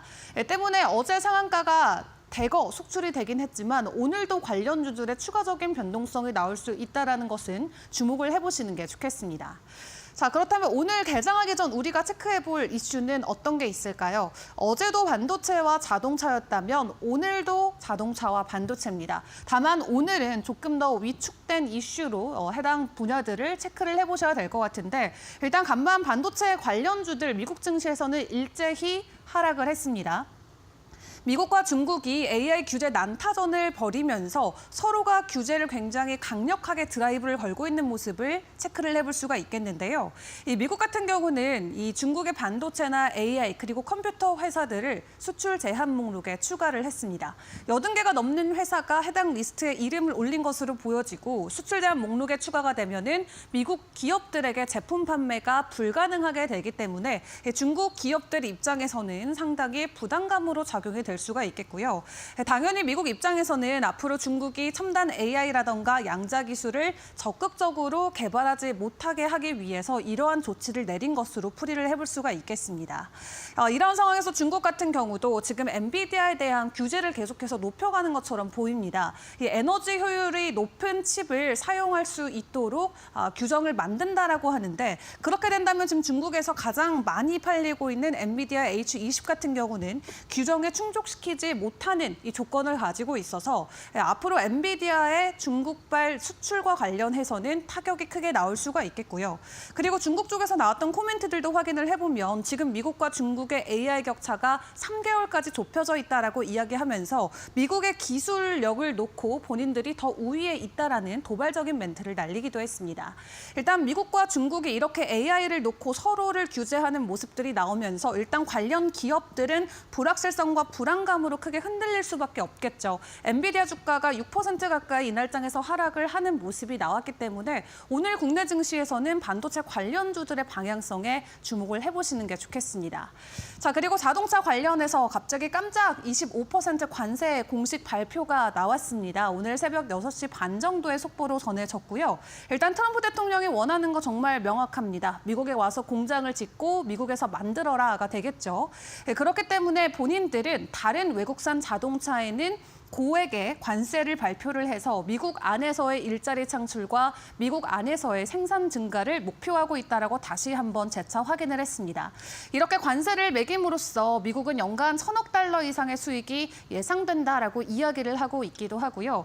일단 작년 한국을 기준으로 놓고 봤을 때 대미 수출품 1위가 자동차이니만큼 국내에서도 해당 이슈에 대한 변동성은 나올 수가 있겠습니다. 다만 다행히도 가장 국내에서 큰 자동차 기업인 현대차가 불과 얼마 전에 미국을 향해서 추가적으로 30조 원이 넘는 금액을 투자하겠다라고 이야기를 했고 트럼프 대통령이 직접적으로 현대차는 관세가 없다라고 코멘트를 해줬기 때문에 일단 해당 이슈에서 좀 비교적 자유로울 수는 있겠고요. 다만 오히려 다른 국가들 유럽이나 일본 쪽에는 자동차 관련 기업들에 큰 충격을 줄 수 있는 이슈로 떠오를 수가 있겠습니다. 때문에 현재 월가에서는 한국보다는 일본이나 다른 국가들을 향한 이 규제 조치고 또 그런 부분에서 더 큰 영향이 나올 수 있다라고 이야기를 하고 있기도 한데요. 그런 가운데 현대차 그룹 같은 경우는 이 메타플랜트 아메리카 준공식을 간밤에 이어가기도 했습니다. 지금 미국 안에서 생산 규모를 계속해서 늘린다라고 하고요. 전반적으로 미국에서 100만 대 체제까지 구축을 시키는 게 목표라고 합니다. 한마디로 GM이나 도요타, 포드와 같은 다른 경쟁사들을 미국 내 생산을 늘려서 따라잡는 게 목표다라고 하는데 이러한 관세 정책까지 발표가 되면서 다른 국가들을 추월할 수 있는 하나의 발편이 될 수 있을지 혹은 해당 리스크로 동일하게 일단은 가격 출렁임이 오늘 장중에 나올지 오늘도 자동차 그리고 반도체 관련주들의 움직임에 주의를 해보시는 게 중요할 것 같습니다. 자, 그렇다면 그 외 글로벌 이슈들과 일정들은 어떤 것들이 있었을까요? 일단 바클레이즈가 미국의 S&P 500 지수를 목표치 하향을 했는데 지금 월가에서 나온 목표치 중에 가장 낮은 목표치가 나왔습니다. 앞에서 확인을 해봤던 것처럼 미국과 중국 간의 갈등이 이어지고 있는 가운데 미국에서 여러 가지 관세 조치가 품목별로 계속해서 나오면서 시장 안에서의 우려감 그리고 인플레이션에 대한 리스크가 계속해서 커지고 있죠. 상황이 이렇다 보니까 당장 미국 안에 있는 기업들도 부담감을 느낄 수밖에 없다라는 게 현재 바클레이즈의 입장이고요. 또 워낙 미국 향을 띠고 있는 국내 기업들도 많기 때문에 미국의 기업들이 큰 타격을 받게 된다면 국내 기업들도 영향권에 들어가는 종목들이 많이 있어서 미국 쪽의 상황을 면밀하게 주시해 보시는 게 중요할 것 같습니다. 그런 가운데 오늘 간밤에 발표되던 주요 경제지표로는 내구재 주문을 체크를 해볼 수가 있겠는데요. 오히려 하락할 것으로 전망치가 나왔었는데 지금 0.9%대 상승이 나왔습니다. 철강과 알루미늄에 25% 관세가 부과되자 기업들이 나서서 먼저 내구재를 대량으로 주문한 여파로 확인을 해볼 수가 있겠는데 지금 여기에 더해서 미국 정부가 이제 올해 안으로 구리에 대해서도 25%의 관세를 추가적으로 부과할 수 있다라는 전망치들이 지금 결과에서 나오고 있습니다. 아직 최종적으로 발표한 건 아닌데 조만간 발표할 수 있다라는 내용이 전해지면서 구리 가격 또한 사상 최고치로 계속해서 올라가고 있고요. 톤당 12,000달러까지 올해 안으로 상승할 것이라는 전망이 나오는데 어제도 관련주들 이구산업과 같은 종목들 20% 넘게 상승 기조가 나왔는데 이 구리 가격 상승과 함께 관련주들의 주가 변동성도 계속 나올 수 있을지 지켜보시죠. 자, 그런 가운데 어제 AI 투어인 서울이 진행이 됐죠. 대표적으로 KT 그리고 LG에서 파트너십 소식을 가지고 왔습니다. KT 같은 경우는 마이크로소프트와 함께 AI 교육센터를 설립한다고 하고요. LG 쪽에서는 AI 에이전트와 관련된 협력 소식을 가지고 왔고, 그리고 한국에서 처음으로 마이크로소프트가 대화형 AI를 공개하기도 했습니다. 어제 AI 관련주들 주가가 크게 반응하는 모습은 나오지 않았지만 간밤 있었던 미국과 중국 간의 AI 갈등으로 인해서 되려 이 반대쪽으로의 좀 변동성이 나올 수 있다는 것은 주의를 해보시면 좋겠습니다. 깜짝 관세 발표로 인해서 간밤 뉴욕 증시는 불확실성을 그대로 떠안고 일제히 하락하는 모습이 나왔는데 국내 증시는 어떻게 반응을 해줄지 굉장히 궁금합니다. 일단 개장 상황 때까지 저희와 함께 보시죠.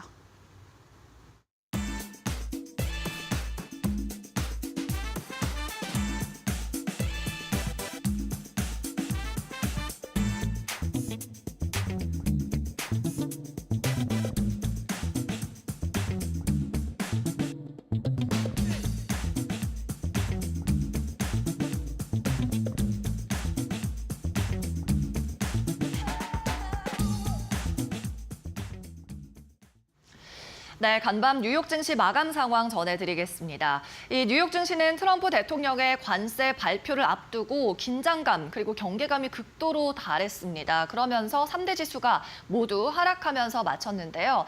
25%의 관세 부과, 그러니까 그동안 최근에 온화해졌던 코멘트 대비해서 이러한 강한 관세 정책이 나올 것이라는 걸 시장은 직감했던 것 같습니다.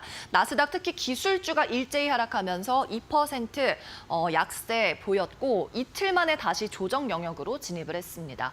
S&P 500도 1.4%가량의 하락세 나왔는데요. 도널드 트럼프 미국 대통령 오늘 장 마감한 후에 자동차 관련한 품목별 관세 발표를 했죠. 정리를 해보자면 미국이 아닌 해외에서 만들어진 완성 자동차에 관해서는 25%의 관세를 부과한다고 발표를 했습니다. 그리고 이 부과 시행 날짜는 상호 관세 부과일인 4월 2일부터 동시에 함께 시작한다고 이야기를 했습니다. 미국 내에서 만들어진 자동차에는 관세가 없고 해외에서 제조돼서 수출되는 완성차에 25%의 관세를 부과한다고 이야기한 거고요. 그러면 승용차 기준으로 2.5%였던 관세가 트럭 수준인 25%까지 올라가게 되는 겁니다. 우리나라도 타격이 불가피한 상황이죠. 미국에 수출하는 품목 가운데 자동차가 금액 기준으로 1위이기 때문입니다. 전체 자동차 수출이 해외에 나가는 자동차 전체 수출 대비해서도 미국으로 수출되는 자동차가 50%에 육박하는 상황입니다. 즉 미국으로 수출하는 전체 품목 가운데서도 자동차는 1위 품목이고요. 우리나라가 전 세계로 수출하는 자동차 품목 가운데서도 절반이 미국으로 들어가고 있는 거죠. 그리고 이 자동차 수출 가운데서 현대차 그룹이 차지하는 이 비중이 압도적으로 높습니다. 그런데 직전에 현대차 그룹은 또 관세 면제를 받았죠. 미국 백악관에서 210억 달러 규모의 대미 투자를 약속하면서 극적으로 관세 면제를 일단은 약속을 받은 상황입니다. 다만 오늘 현대차 주가에 또 마이너스로 작용할 수 있는 점은 이 제조 공장, 특히 철강 제조 공장 같은 경우에는 착공에 들어가서 완성이 돼서 생산을 하기까지 3년 이상 걸릴 수가 있다는 겁니다. 즉 현대차가 지금 루이지애나에서 철강까지 생산을 해서 자동차에 들어가는 철강도 거기서 생산하고 완성 자동차도 미국에서 생산한다고 해서 관세를 트럼프가 면제해주겠다라고 이야기를 한 상황인데 사실 미국 내 생산은 3년 이상이 걸릴 수가 있다는 겁니다. 그 전까지는 어쨌든 국내에서 생산해서 수출을 해야 되는데 여기에 대해서도 좀 선제적으로 관세 면제를 해줄지는 아직까지 미지수라는 점, 관련 종목들 주가는 오늘 국내 시장에서도 좀 면밀하게 살펴보도록 하겠습니다.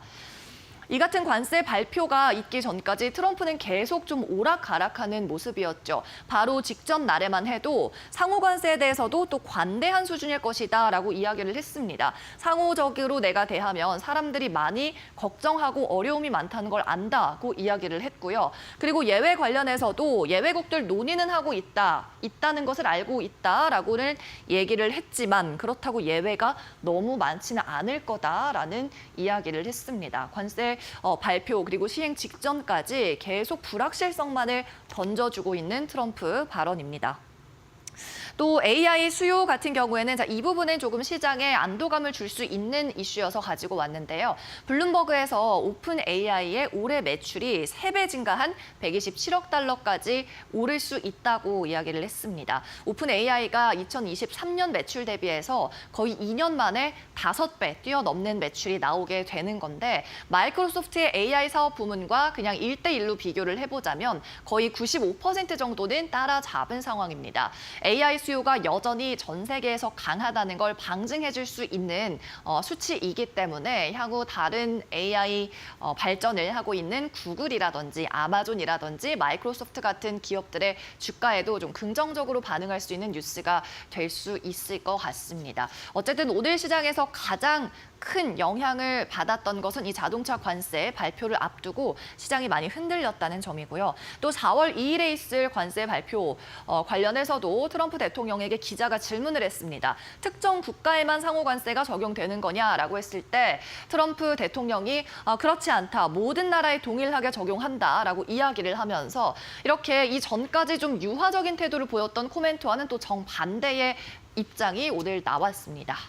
반면 상품 시장에서는 안전자산으로 수요가 몰리면서 이 금 가격이 2년 안에 3,500달러를 돌파할 수 있을 거다라는 분석까지 나온 상황이고요. 뱅크 오브 아메리카에서 특히나 중국발 수요 덕분에 3,500달러 넘길 수 있다라는 이야기를 했습니다. 금 가격은 최근에 트럼프의 관세 정책으로 인해서 달러 불확실성으로 인해 달러가 약세를 보이면서 주목을 받았던 상품군이죠. 네, 계속해서는 S&P 500 맵 통해서 섹터별 흐름도 확인해 보겠습니다.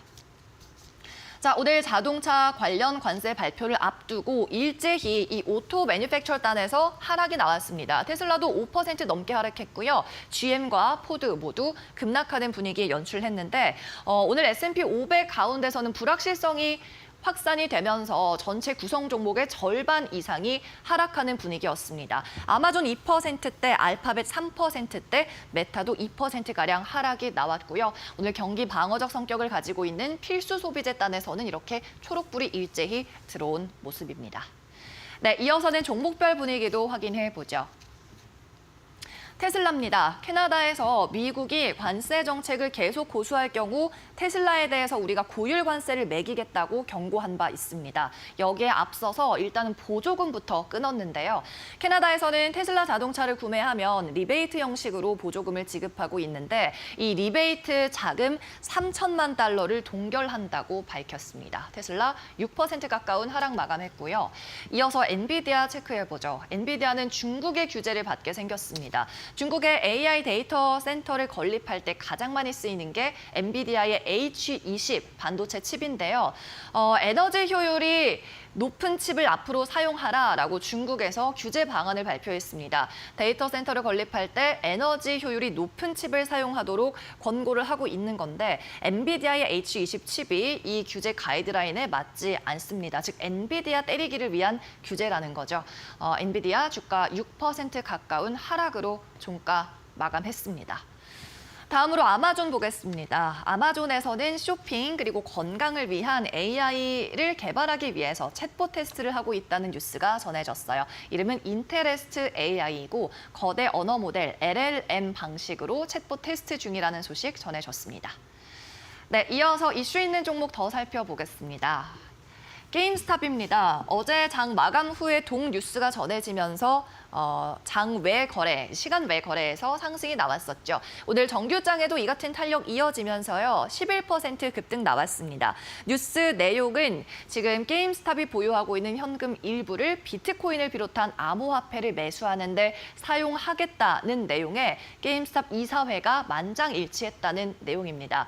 같은 이슈, 비트코인 매수를 시작하면서 주가가 폭발 폭발적인 상승이 나왔던 마이크로 스트래티지처럼 게임스탑도 주가 폭등할 수 있을지 투자자들의 관심 모아지고 있습니다. 다음은 달러트리입니다. 달러트리는 패밀리 달러 사업을 드디어 매각할 수 있게 됐습니다. 한 사모펀드가 10억 불을 주고 이 패밀리 달러 사업을 매수해 가기로 했는데요. 패밀리 달러 사업 부문은 1년 만에 매각 대상자를 찾았습니다. 사실 2015년에 동사업 부문을 인수한 후에 달러트리는 계속 중국의 저가 플랫폼인 쉬인이나 테모 같은 업체와의 경쟁에서 계속 밀리고 있었습니다. 달러트리 이 소식에 3% 상승 마감했습니다.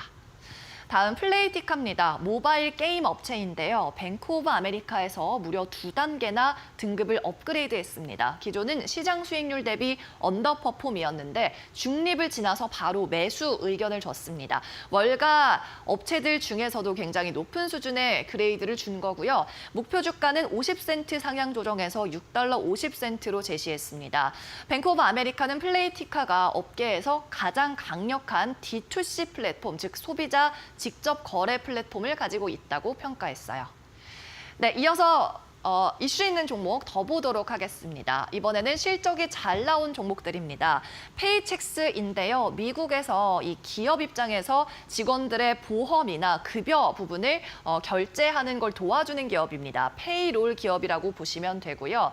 주당 순이익이 1달러 49센트로 월가 추정치를 상회했습니다. 매출은 15억 달러로 예상치에 부합하는 결과 내놨고 주가 4% 상승 마감했습니다.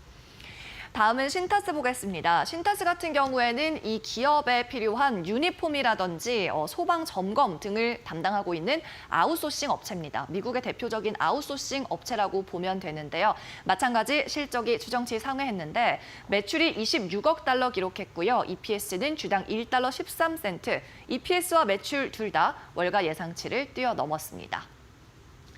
네, 지금까지 간밤 있었던 미국 뉴욕 증시 정리해봤습니다.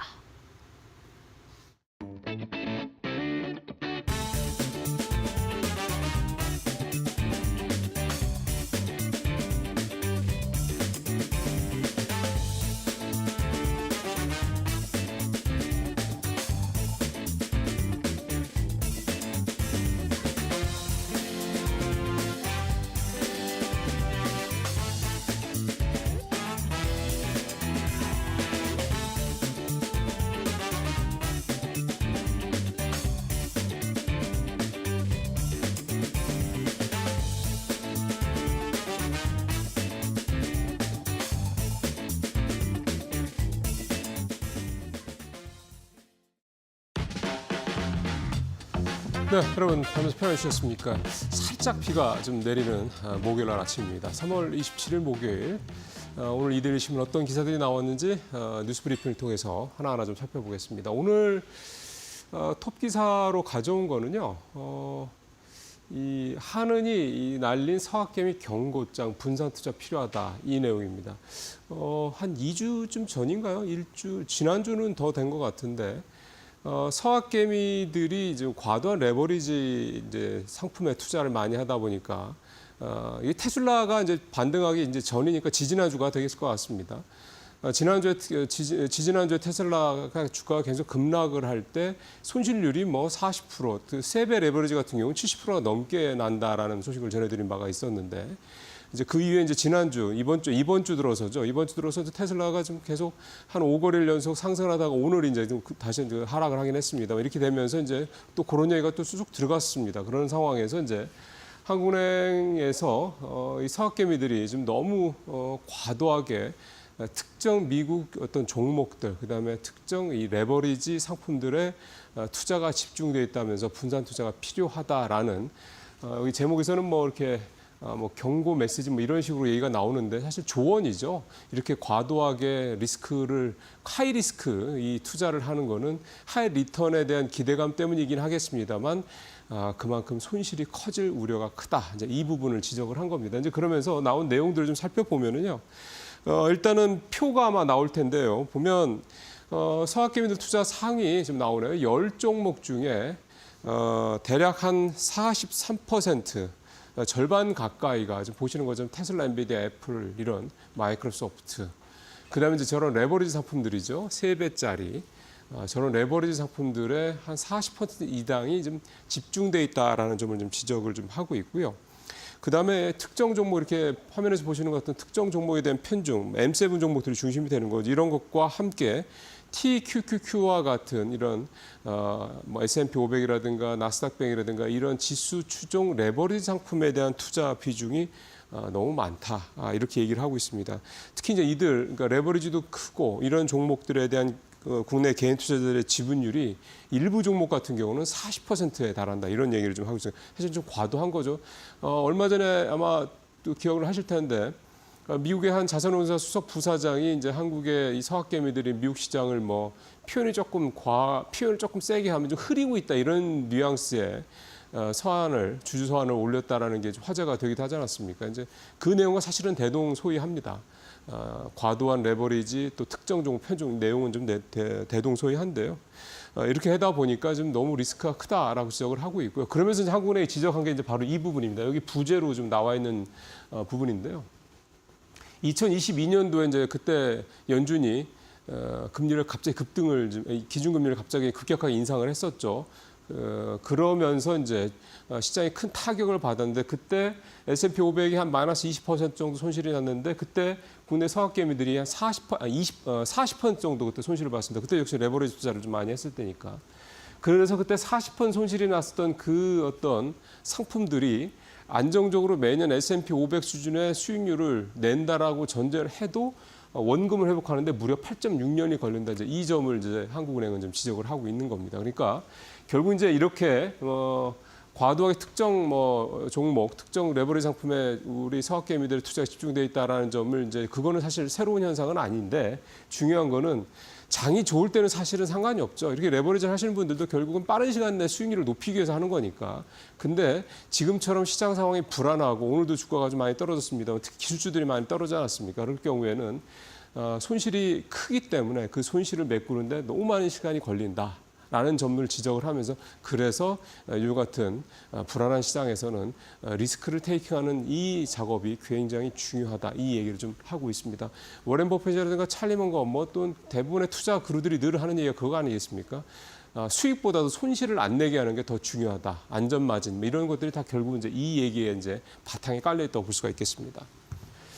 자, 두 번째 얘기입니다. 이 감액 배당 얘기 아마 여러분들 종종 좀 들으셨을 거라는 생각이 있습니다. 이제 이 감액 배당이라는 게 쉽게 생각을 하면은 이제 재무제표상에서 자본준비금, 이익준비금 이렇게 돼 있는 부분들이 있는데 이것들을 이제 배당으로 돌려서 이걸 이제 배당으로 돌려서 주게 되면은 이 배당 소득세가 이제 면제된다라는 그게 매력이 있어서 새로운 주주환원 정책이다. 이런 톤으로 이제 계속 기사화가 좀 되고 있는데 최근 주총 시절 맞아서 이렇게 자본준비금을 감액을 하는 흔히 말해서 이제 감액 배당을 하려는 기업들이 굉장히 좀 많이 늘어나고 있습니다. 기본적으로 감액 배당이 가능하려면 이 자본주금이나 이익준비금이 자본금의 1.5배 이상 돼야 됩니다. 그러니까 1.5배 이상이 되니까 0.5배 이상 되는 부분부터 이제 이렇게 감액을 배당으로 할 수 있는 이제 그렇게 얘기가 되는 건데 이걸 주총에서 결의하면 되는 거거든요. 그럼 이제 배당을 하게 되는 거죠. 실제로 표를 한번 보시겠습니다만 올 들어 현재까지 125개 상장사 지금 보시면은 다양한 이제 회사들이죠. 대부분 큰 기업들이 많습니다. 이런 상장사들이 자본준비금 감액 안건을 주총 안건으로 좀 상정을 한 상황이고요.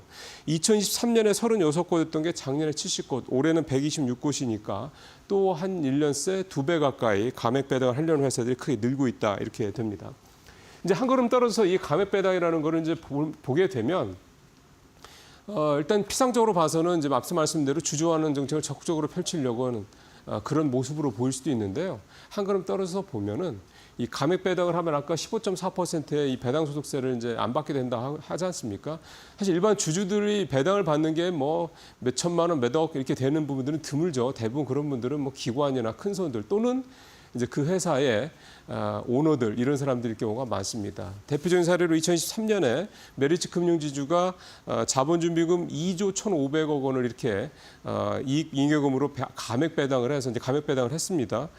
그 당시에 조정호 메리츠 금융지주 회장이 지분을 40%가 넘게 갖고 있었거든요.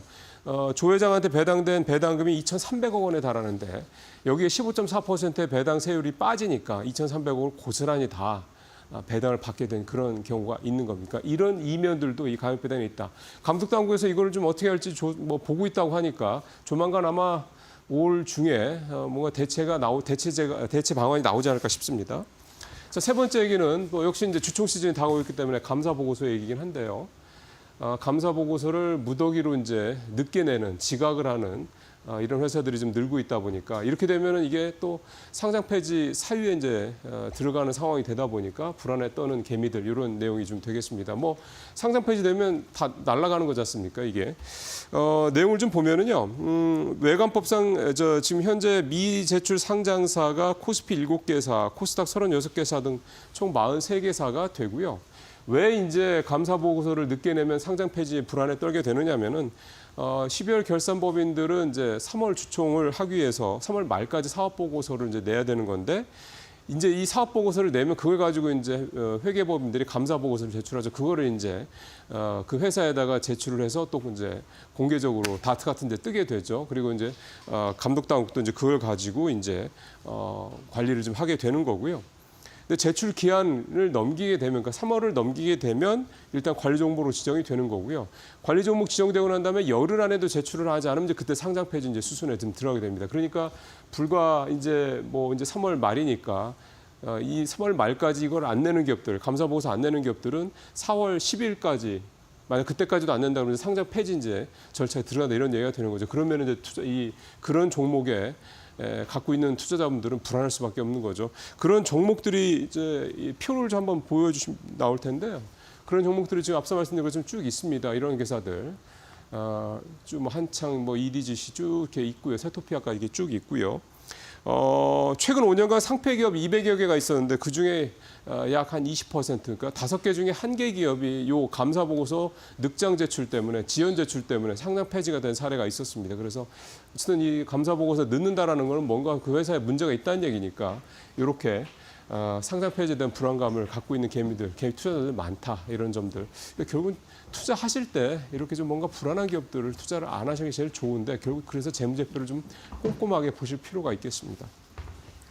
자, 오늘 마지막 얘기는 정치 테마주 얘기인데 어제 이재명 대표에 대해서 서울 고법에서 이재명 대표의 이제 정치 관련된 무죄를 선고했죠. 이 부분 때문에 이제 어제 소위 말하는 이재명 테마주가 급등을 했고요. 반면에 이재명 테마주가 아닌 다른 테마주들은 또 급락을 하는 모습을 보였습니다. 표 나오겠습니다만은 이재명 테마주로 분류되는 오리엔트전공 어제 상한가를 기록했고요. 반면에 김동연 테마주로 거론되는 SG글로벌 또 김문수 테마주로 얘기가 되고 있는 평화홀딩스 주가는 또 반면에 좀 급락하는 그런 모습들을 보였습니다. 우원식 관련주도 어제 장중에는 급등하는 모습을 보였는데 역시 재판 결과 나온 다음에 급락을 하는 그런 모습들 보였고요. 정치 테마주들 제가 자세히 말씀 안 드려도 잘 아시겠습니다만 그 회사의 본질 가치 또는 펀더멘탈과 관계 별로 없죠. 학연, 지연, 또 혈연 또는 심지어는 해당 관계자가 근무했던 전 직장 이런 것까지 다 정치 테마주를 엮여서 주가가 좀 올라가는 그런 상황이긴 하니까요. 정말 손빠른 분들 아니면 사실은 수익 내기가 어려운 테마주들입니다. 잘 참고하셔서 여러분들 투자하시는데 좀 참고를 하시길 바라겠습니다. 네, 뉴스브리핑 오늘 마치도록 하겠습니다.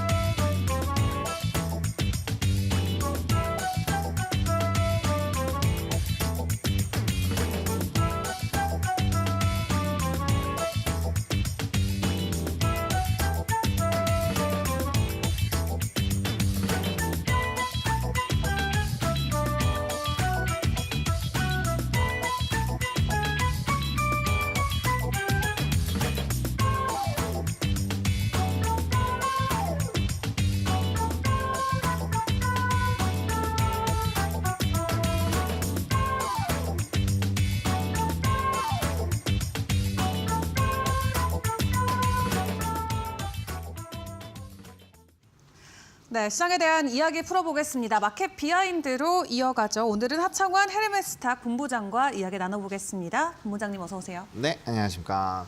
네, 일단 오늘 새벽에 전해진 속보 소식부터 점검을 해봐야겠죠. 자동차 관세 25% 4월 2일부터 예외 없이 부과가 됩니다.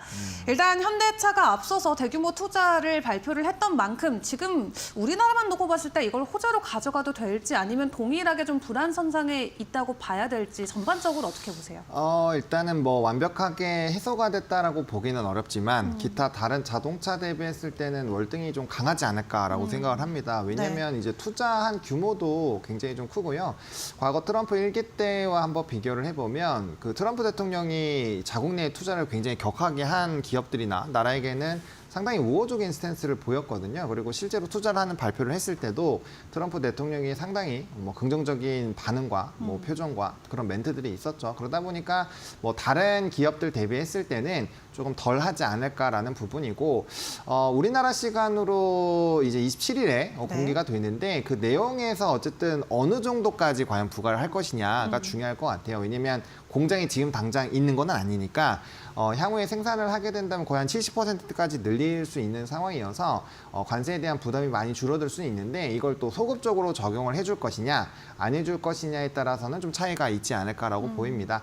대신에 약간의 그 좀 무풍지대 쪽으로 넘어간 부분이라고 인식을 할 거기 때문에 아마 오늘 만약에 현대자동차가 좀 크게 빠진다라고 만약에 가정을 한다면 네. 저는 반발 매수세가 굉장히 강하게 들어오지 않을까 싶거든요. 그러니까 지금 현대차는 사실 관세보다는 좀 루머로 떠돌고 있는 부정적인 요인 중에 하나인 유증. 과연 이제 그 미국의 공장을 짓는 그 투자를 했을 때 유증을 할까? 근데 이제 현대차가 가지고 있는 지위 그리고 현금 캐시플로우 이런 것들을 다 봤을 때 유증을 하면 원래는 안 되잖아요. 네. 그런 요즘에 소문이 좀 돌고 있어서 그 부분이 조금 더 신경이 쓰인다라고 보시면 될 것 같고요. 아마 눌리면 제가 봤을 때 굉장히 좀 큰 반발 심리가 들어올 것 같고 네. 오히려 오늘은 조금의 초반에 뭐 프로그램 매수나 뭐 기간의 수급이 좀 들어온다라고 한다면 오히려 주가가 한번 치고 올라올 법합니다. 그리고 지금 화면에 나오지만 최근 이 거래일 동안에 이제 음봉 캔들로 만들어지다 보니까 이거 뭐 자동차 좋은 얘기는 있는데 주가 추이는 왜 이래? 라고 생각하시겠지만 저 종가가 이전의 고가보다는 높은 수준이에요. 그래서 이게 캔들이 위에서 시가고 아래가 종가잖아요. 근데 지금 이 거래일 전부 다 음봉이긴 한데 그러니까 종가는 계속 높아지고 있다라는 거예요. 그래서 기술적인 조정이 좀 끝나가는 추이라서 만약에 오늘 상승하기 시작한다면 뭐 예상보다는 더 세게 올라갈 수도 있지 않을까 이렇게 생각을 하고 있습니다. 네, 오늘 만약 해당 이슈로 현대 그룹주 좀 눌림목을 준다면 대략 기회로 상봐도 좋겠다 말씀을 주셨고 일단 어쨌든 국내 기준으로 대미 수출 1위 품목이 또 자동차이니만큼 일단 1차적으로 좀 변동성이 나올 수 있다는 것 여러분들 주의를 좀 해보시는 게 좋을 것 같습니다.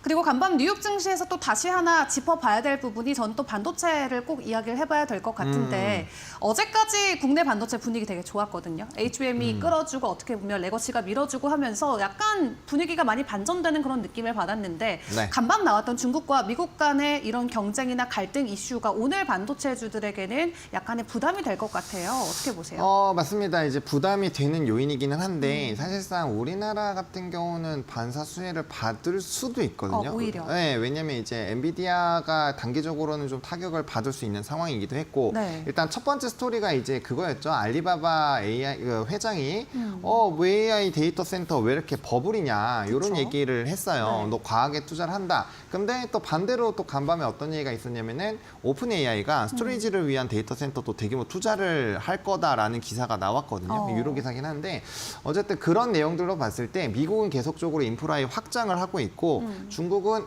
그렇게까지 할 필요 없다. 우리나라 그 자국 내에서 생산하는 칩은 뭐 생각보다 이제 가격도 싸고 그다음에 전력 소모를 줄이기 때문에 그렇게 과하지가 않다라는 걸 굉장히 강조를 하고 있어요. 왜 그러냐면 이게 딥시크 이후로 사실 미국의 반도체와 중국 반도체 희비고차가 확실하게 있었던 거고 알리바바 회장의 그 발언은 어떻게 보면은 우린 딥시크처럼 잘 되고 있어라는 거를 증명을 하는 거거든요. 그리고 실질적으로 그거에 따라서 이제 미국 반도체가 좀 영향을 받은 상황에서 네. 추가적으로 이제 미국이 중국에 대한 규제를 진행을 하고 그쵸. 또 이제 중국은 엔비디아를 또 때리는 그런 상황으로 가다 보니까 이게 단순히 규제가 확장이 되는 것도 문제지만 이렇게 됐을 때 과연 트럼프 대통령이 가만히 있을까라는 우려가 또 확산이 되는 거죠. 그래서 관세에 대해서 조금 완화를 해주겠다라고 발언을 했었고 그런 부분에서 안심하고 있었던 시장이 자동차 관세에 대한 발표한다고 하고 네. 또 이제 중국에서 관세에 대한 공격을 하니까 그럼 미국이 가만히 있겠느냐 그런 부분에서 이제 노이즈가 발생을 하고 엔비디아가 이제 또 직격탄을 받을 수 있는 부분이니까 거기에서 엔비디아가 이제 초반부터 주가가 많이 밀렸거든요. 네. 사실 내고지 수주나 뭐 애틀랜타 GDP 나우에 대한 이런 매크로 지표들을 보시면 미국 장은 올랐어야 정상이긴 해요. 근데 이 관세에 대한 부분에서 타격을 좀 받았기 때문에 조금의 연속성은 있을 것 같고요.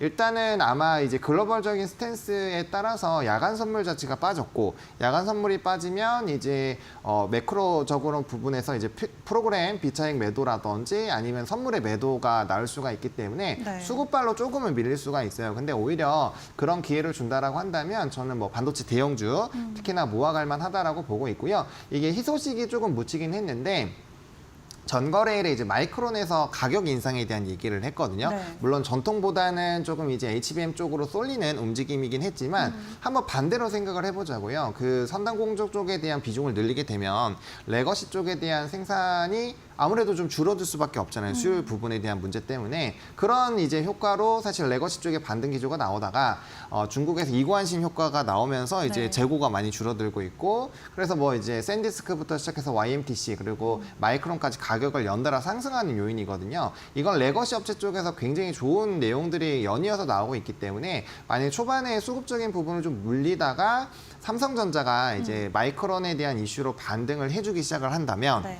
당연히 증시도 좀 말아 올릴 확률이 높습니다. 그래서 그런 추이를 좀 보셔야 될 것 같고요. 아무래도 미국장이 그래도 이제 나스닥 2% 그리고 이제 필라델피아 반도체 지수가 3.8% 정도가 빠졌기 때문에 네. 일단 시작 자체는 조금은 부담스러울 수밖에 없는 상황이다 정도로 좀 정리를 드리면 될 것 같습니다. 네, 반도체 관련해서는 이슈가 굉장히 혼재돼 있습니다. 다만 간밤 뉴욕 증시에서 반도체 관련주들의 주가 하락이 있었던 만큼 장 출발 이후의 변동성에는 우리가 좀 주의를 하는 게 좋을 것 같고 일단 간밤 나왔던 뭐 경제 지표라던가 전반적인 월가의 의견을 좀 종합해서 봤을 때 점점 시장에 대한 불확실성이라던가 리스크가 계속해서 부각되고 있다 이런 좀 느낌이 드는 것 같아요. IB 중에 네 번째로 바클레이즈도 S&P 500의 목표가를 쭉 하향 조정하는 그런 리포트가 나오기도 했는데 본부장님은 지금 어떻게 보세요? 사실 저는 거의 미국에서 나오는 지표를 다 해석을 해서 정리를 해놓는 편인데 네. 지금 현재 상황에서는 사실 비관적으로 가면 안 되는 데이터들이 계속 나오고 있습니다. 이거는 뭐 12소비자 신뢰 지수나 이것도 잘 뜯어봐야 돼요. 그냥 단순히 데이터만 보면은 이거 뭐 벡터 하이하고 좀 박살났네 이렇게 보겠지만 네.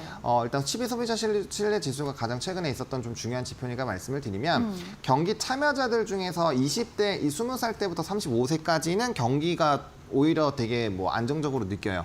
근데 오히려 55세 이상에서 많이 불안감을 느꼈거든요. 네. 근데 저는 이제 미국이 기본적으로 이제 그 노후 대비를 주식으로 해놓는단 말이에요. 우리나라는 부동산으로 해놓잖아요. 네. 그렇기 때문에 이제 주식 시장이 좀 침울해지면 당연히 나오는 배당이라든지 이런 자금에 대한 불확실성이 커지게 되고 그럼 미래에 대해서 긍정적으로 얘기할 수 있나요? 내 자산의 99%가 만약에 S&P나 나스닥에 들어가 있는데 증시가 막 여러 가지 관세로 인해서 GDP 떨어진다 그러고 미래 전망치가 좀 불안하고 무역 수지 떨어지고 있는 걸 보면 당연히 지금 괜찮은데 나중에 어떻게 될지 모르겠다라는 의견이 높아지잖아요. 그런 게 대다수라고 보시면 돼요. 그리고 관세에서도 오늘 애틀랜타 GDP 나우가 좀 재밌게 스토리가 나온 게 이전까지는 이 금이라는 부분을 제외하고 그냥 실질 민간 투자나 뭐 GDP에 대한 데이터나 혹은 뭐 물가 데이터가 반영이 되는 내용들로 나왔는데 오늘 애틀랜타 GDP 나우를 보시면 골드를 포함한 것과 포함하지 않은 거를 빼놓고 했단 말이에요. 네. 사실상 무역 수지가 많이 무너지게 된 주요 계기가 금이기 때문에 그거를 빼놓고 보면 사실 경기가 그렇게 나쁘진 않거든요. 오히려 성장이기 때문에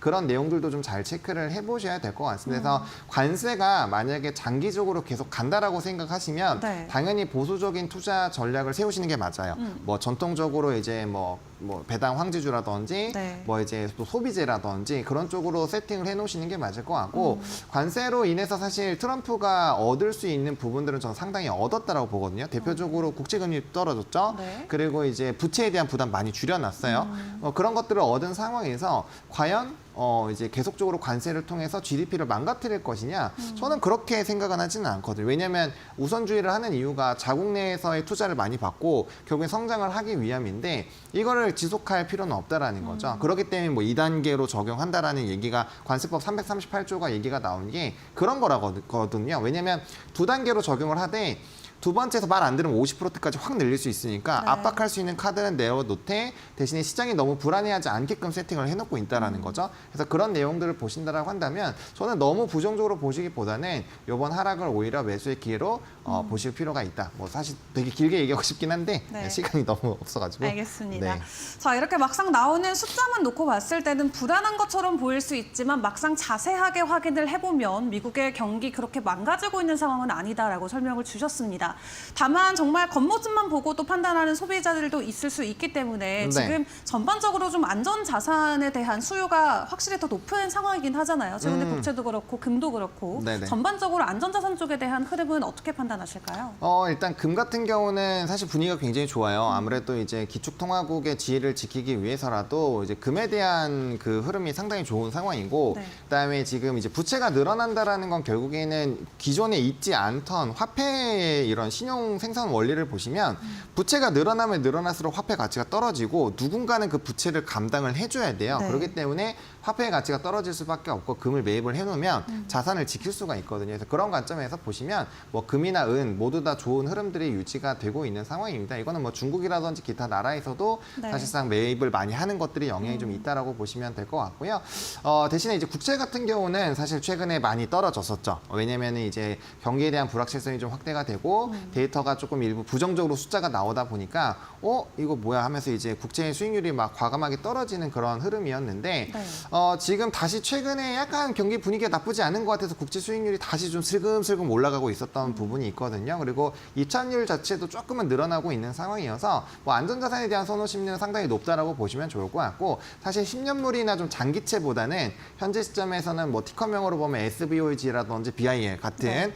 초단기 이제 그 파킹 ETF라고 보통 표현을 하죠. 그런 쪽에 자금이 굉장히 많이 쏠리고 있다라고 보시면 될 것 같습니다. 네, 좋습니다. 자, 그런 가운데 또 월가에서 간밤 나왔던 소식 중에 하나가 이제 조만간 행정부가 구리에도 25% 관세 매길 수 있다였거든요. 사실 정말 많은 산업군에 영향을 주는 쪽이다 보니까 지금 구리 같은 경우도 계속해서 사상 최고치 경신을 향한 돌파를 이어가고 있는 상황인데 네. 경제적인 여파로는 어떻게 분석을 해야 될까요?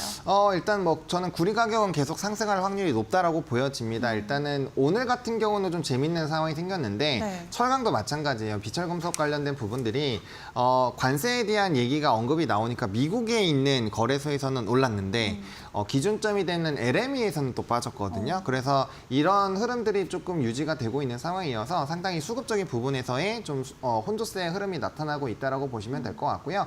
구리에 대해서 왜 얘기를 드리냐면은 지금 현물에 대한 재고가 많이 줄어든 상황이에요. 이전에 한번 구리에 대한 사이클이 왔을 때는 똑같이 비슷한 스토리였거든요. 이제 구리에 대한 뭐 관세 얘기는 없었지만 수요가 많이 늘어나게 되면서 재고가 줄어들 거고 그래서 그때도 한 11,500에서 12,000 정도의 전망치가 나왔는데 그때 그러다가 떨어진 이유는 재고가 안 줄어들었기 때문인데 네. 이번에는 재고가 떨어지고 있고 선물적 투기를 하고 있는 그런 이제 해외 기관들이 이거 현물이 없다. 그래서 앞으로 주가가 많이 오를 것이다라는 분석이 나오고 있고 또 좀 유명한 IB에서도 그런 얘기들이 나오고 있거든요. 게다가 구리가 저는 또 추가적으로 늘어날 수 있다고 보는 게 중국에서도 경기 성장을 위해서 인프라 투자해야 되죠. 우리나라도 인프라 투자할 거고 또 화재나 이런 부분들이 너무 많아요. 그런 것들을 다 교체를 하는 부분 그리고 이제 해적 케이블 부분에서는 중국을 26년 이후부터 우회해서 하는 새로운 신규 루트를 깔아야 돼요. 그럼 그 지역이 정말 엄청나게 크거든요. 네. 그런 것들을 다 깐다라고 하면은 구리에 대한 수요가 늘어날 수밖에 없어요. 그렇기 때문에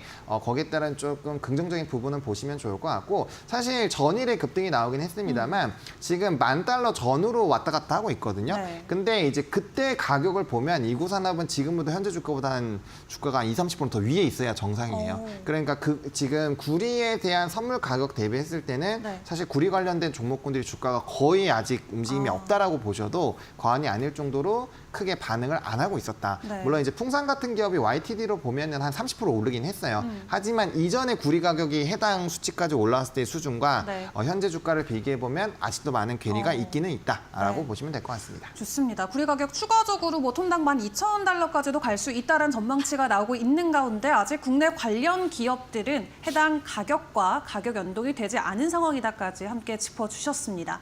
자, 그렇다면 조금 더 국내 쪽으로 시선을 돌려서 이야기를 이어가 보도록 하겠습니다. 최근에 외국인들의 매수 흐름, 특히 대형주들 그 안에서도 반도체 위주로 담아가는 모습들이 많이 포착이 되고 있는데 일단 미국과 중국 간의 이런 갈등으로 인해서 외국인들의 포지션도 바뀔 영향이 있을까요?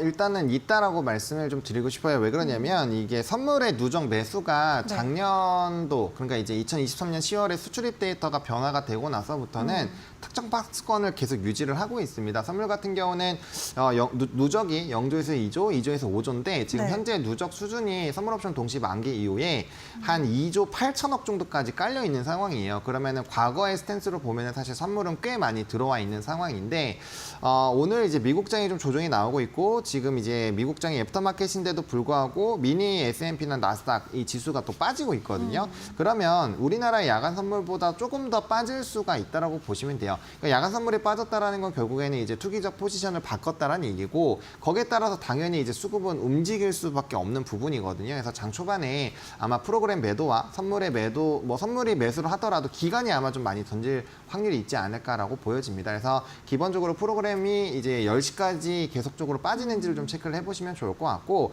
만약에 선물이나 프로그램이 다시 매수를 해주고 삼성전자만 좀 굳건해진다면 네. 조금은 더 편안해질 수는 있는데 그게 아니라고 한다면 좀 쉽지 않을 것 같고요. 또 31일에 공매도 재개 이슈가 있잖아요. 네. 그러다 보니까 최근에는 거의 1년 반 정도 시장을 주도했었던 조선 방산 변압기들이 조금 쉬어가는 부분이고 그 외국인 수급들이 반도체로 좀 넘어가 있고 특히나 3월 달 요 한 달 기준으로 보면은 거의 이 순매수 상위 30개를 보면은 삼성전자, 현대차, SK 하이닉스를 합치면 거의 나머지 다 합친 수준입니다. 그러니까 그만큼 높은 수준으로 들어와 있기 때문에 네. 이쪽이 좀 단단하게만 버텨준다면 지수는 생각보다는 안 빠질 수 있다. 근데 이쪽 산업군들이 주가의 위치가 그렇게 높은 것도 아니고 그렇죠. 턴어라운드에다가 지금 스토리가 꽤 나쁘지 않은 상황이기 때문에 네. 단기 조정으로 끝날 확률이 전 높지 않을까 이렇게 생각을 하고 있습니다. 좋습니다. 그렇다면 그 반도체 안에서도 삼성전자만 놓고 봤을 때 또 정말 오랜만에 6만 전자 탈환을 해줬는데 지금 이 이재용 회장이 어쨌든 중국을 방문해서 뭐 샤오미도 만나고 비아디도 만나고 여러 가지 소식들은 들고 오고 있습니다.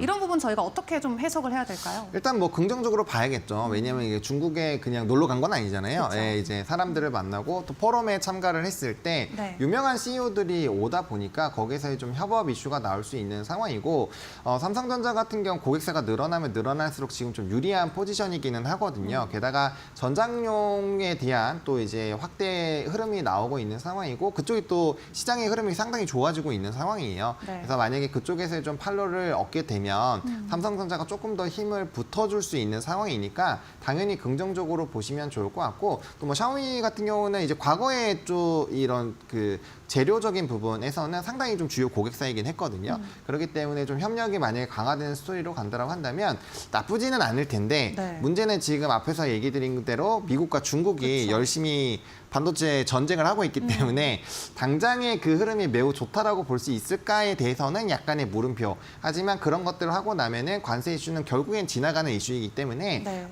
좀 좋은 방향으로 넘어가지 않을까라고 생각을 하고 있습니다. 네, 중국과 미국 사이에서 눈치 보기를 잘하는 것도 하나의 기술이 될 것 같은데 그렇다면 마지막으로 전반적으로 지금 한국 증시에 대한 평가와 전략들을 좀 세워봐야 될 것 같습니다. 지금 오래되고 나서 나름 나쁘지 않은 분위기가 이어지고 있죠. 작년에 우리가 보였던 어떤 그런 굴욕적인 모습들을 좀 만회해주는 모습들이 지금 네. 올해 1, 2, 3월을 통해서 많이 나오고 있는데 일단 지금 전반적인 세계 정치 분위기 안에서 이런 한국 증시의 기조가 계속해서 이어질 수 있을지가 궁금합니다. 이거는 좀 다양한 부분을 좀 체크를 해봐야 되는데 네. 사실 우리나라 뭐 무역 데이터들을 보면 나쁘지 않은 상황이고 외국계 수급 동향 보고서가 매달 나와요. 그것도 보시면 최근에 좀 외국인이 이전보다는 스탠스가 많이 개선이 되기는 했습니다. 그래서 이 자금 자체가 쉽게 나갈 거라고는 생각을 하지는 않고 있는데 네. 뭐 아직까지 정치적인 불확실성도 좀 있는 상황이고요. 그리고 이제 대외 관세가 과연 우리 우호국에 얼마나 많이 넘어올 것이냐 요거를 좀 체크를 해봐야 될 것 같아요. 만약 관세에 대한 내용이 오픈이 됐는데 생각보다 우리나라에 대해서 요청하는 게 많죠. 최근에 뭐 조선도 얘기했고 그쵸. 달걀도 얘기하고 그런 네. 상황인데 만약에 그런 부분에서 부담감이 그렇게 크지 않은 상황으로 이어진다라고 한다면 뭐 저는 나름대로 나쁘지 않다라고 보고 있고요. 그 근거는 과거 23년도 10월에 수출 데이터가 변화가 됐을 때 시장을 끌어냈던 거는 반도체와 자동차와 금융이거든요. 근데 금융은 논외로 치더라도 자동차랑 반도체가 주가의 위치 에너지가 많이 내려와 있는 상황이에요. 그렇기 때문에 그들이 턴어라운드를 한다면 저는 지수는 올라갈 수 있다고 봅니다. 수급도 충분히 빨아들일 수 있고 작년 6월과 비교해 보면 외국인 볼륨은 거의 60조 이상 빠져 있어요. 그러니까 그만큼 다시 채워질 수 있는 상황이거든요. 근데 이제 반도체에 대한 좋은 내용들이 나오고 있고 또 그쪽으로 중심으로 빠졌기 때문에 그 수급만 돌아와도 올해 분위기는 나쁘지 않을 것이다. 근데 스토리 자체는 상당히 좋아지고 있어서 저는 뭐 단기적인 조정은 나올 수 있겠지만 하반기에는 생각보다 좋은 시장이 만들어지지 않을까라고 생각을 하고 있습니다. 네, 좋습니다. 일단 다음 주에 상호관세가 본격적으로 발표가 되는데 그에 앞서서 국내 증시안에 있는 스토리도 나쁘지 않은 쪽으로 이어지고 있기 때문에 하반기로 갈수록 더욱더 긍정적인 전망을 우리가 좀 그려봐도 되지 않을까 싶습니다. 자, 시장에 대한 이야기 보다 면밀하게 함께 확인해봤습니다. 지금까지 하창원 본부장과 함께했습니다. 수고하셨습니다. 네, 감사합니다. 네, 저희 마켓 시그널이 준비한 소식은 여기까지입니다. 일단 자동차와 관련된 관세 부분 좀 급격하게 시장의 변동성을 불러일으킬 것으로 보여지고 있는데요. 오늘 개장의 분위기는 어떻게 될지 계속해서 저희 이데일리 TV와 함께 점검을 해보시길 바라겠습니다. 저희는 내일 아침 이 시간 다시 찾아뵙고 인사드리도록 하겠습니다. 오늘도 함께해 주신 여러분 고맙습니다.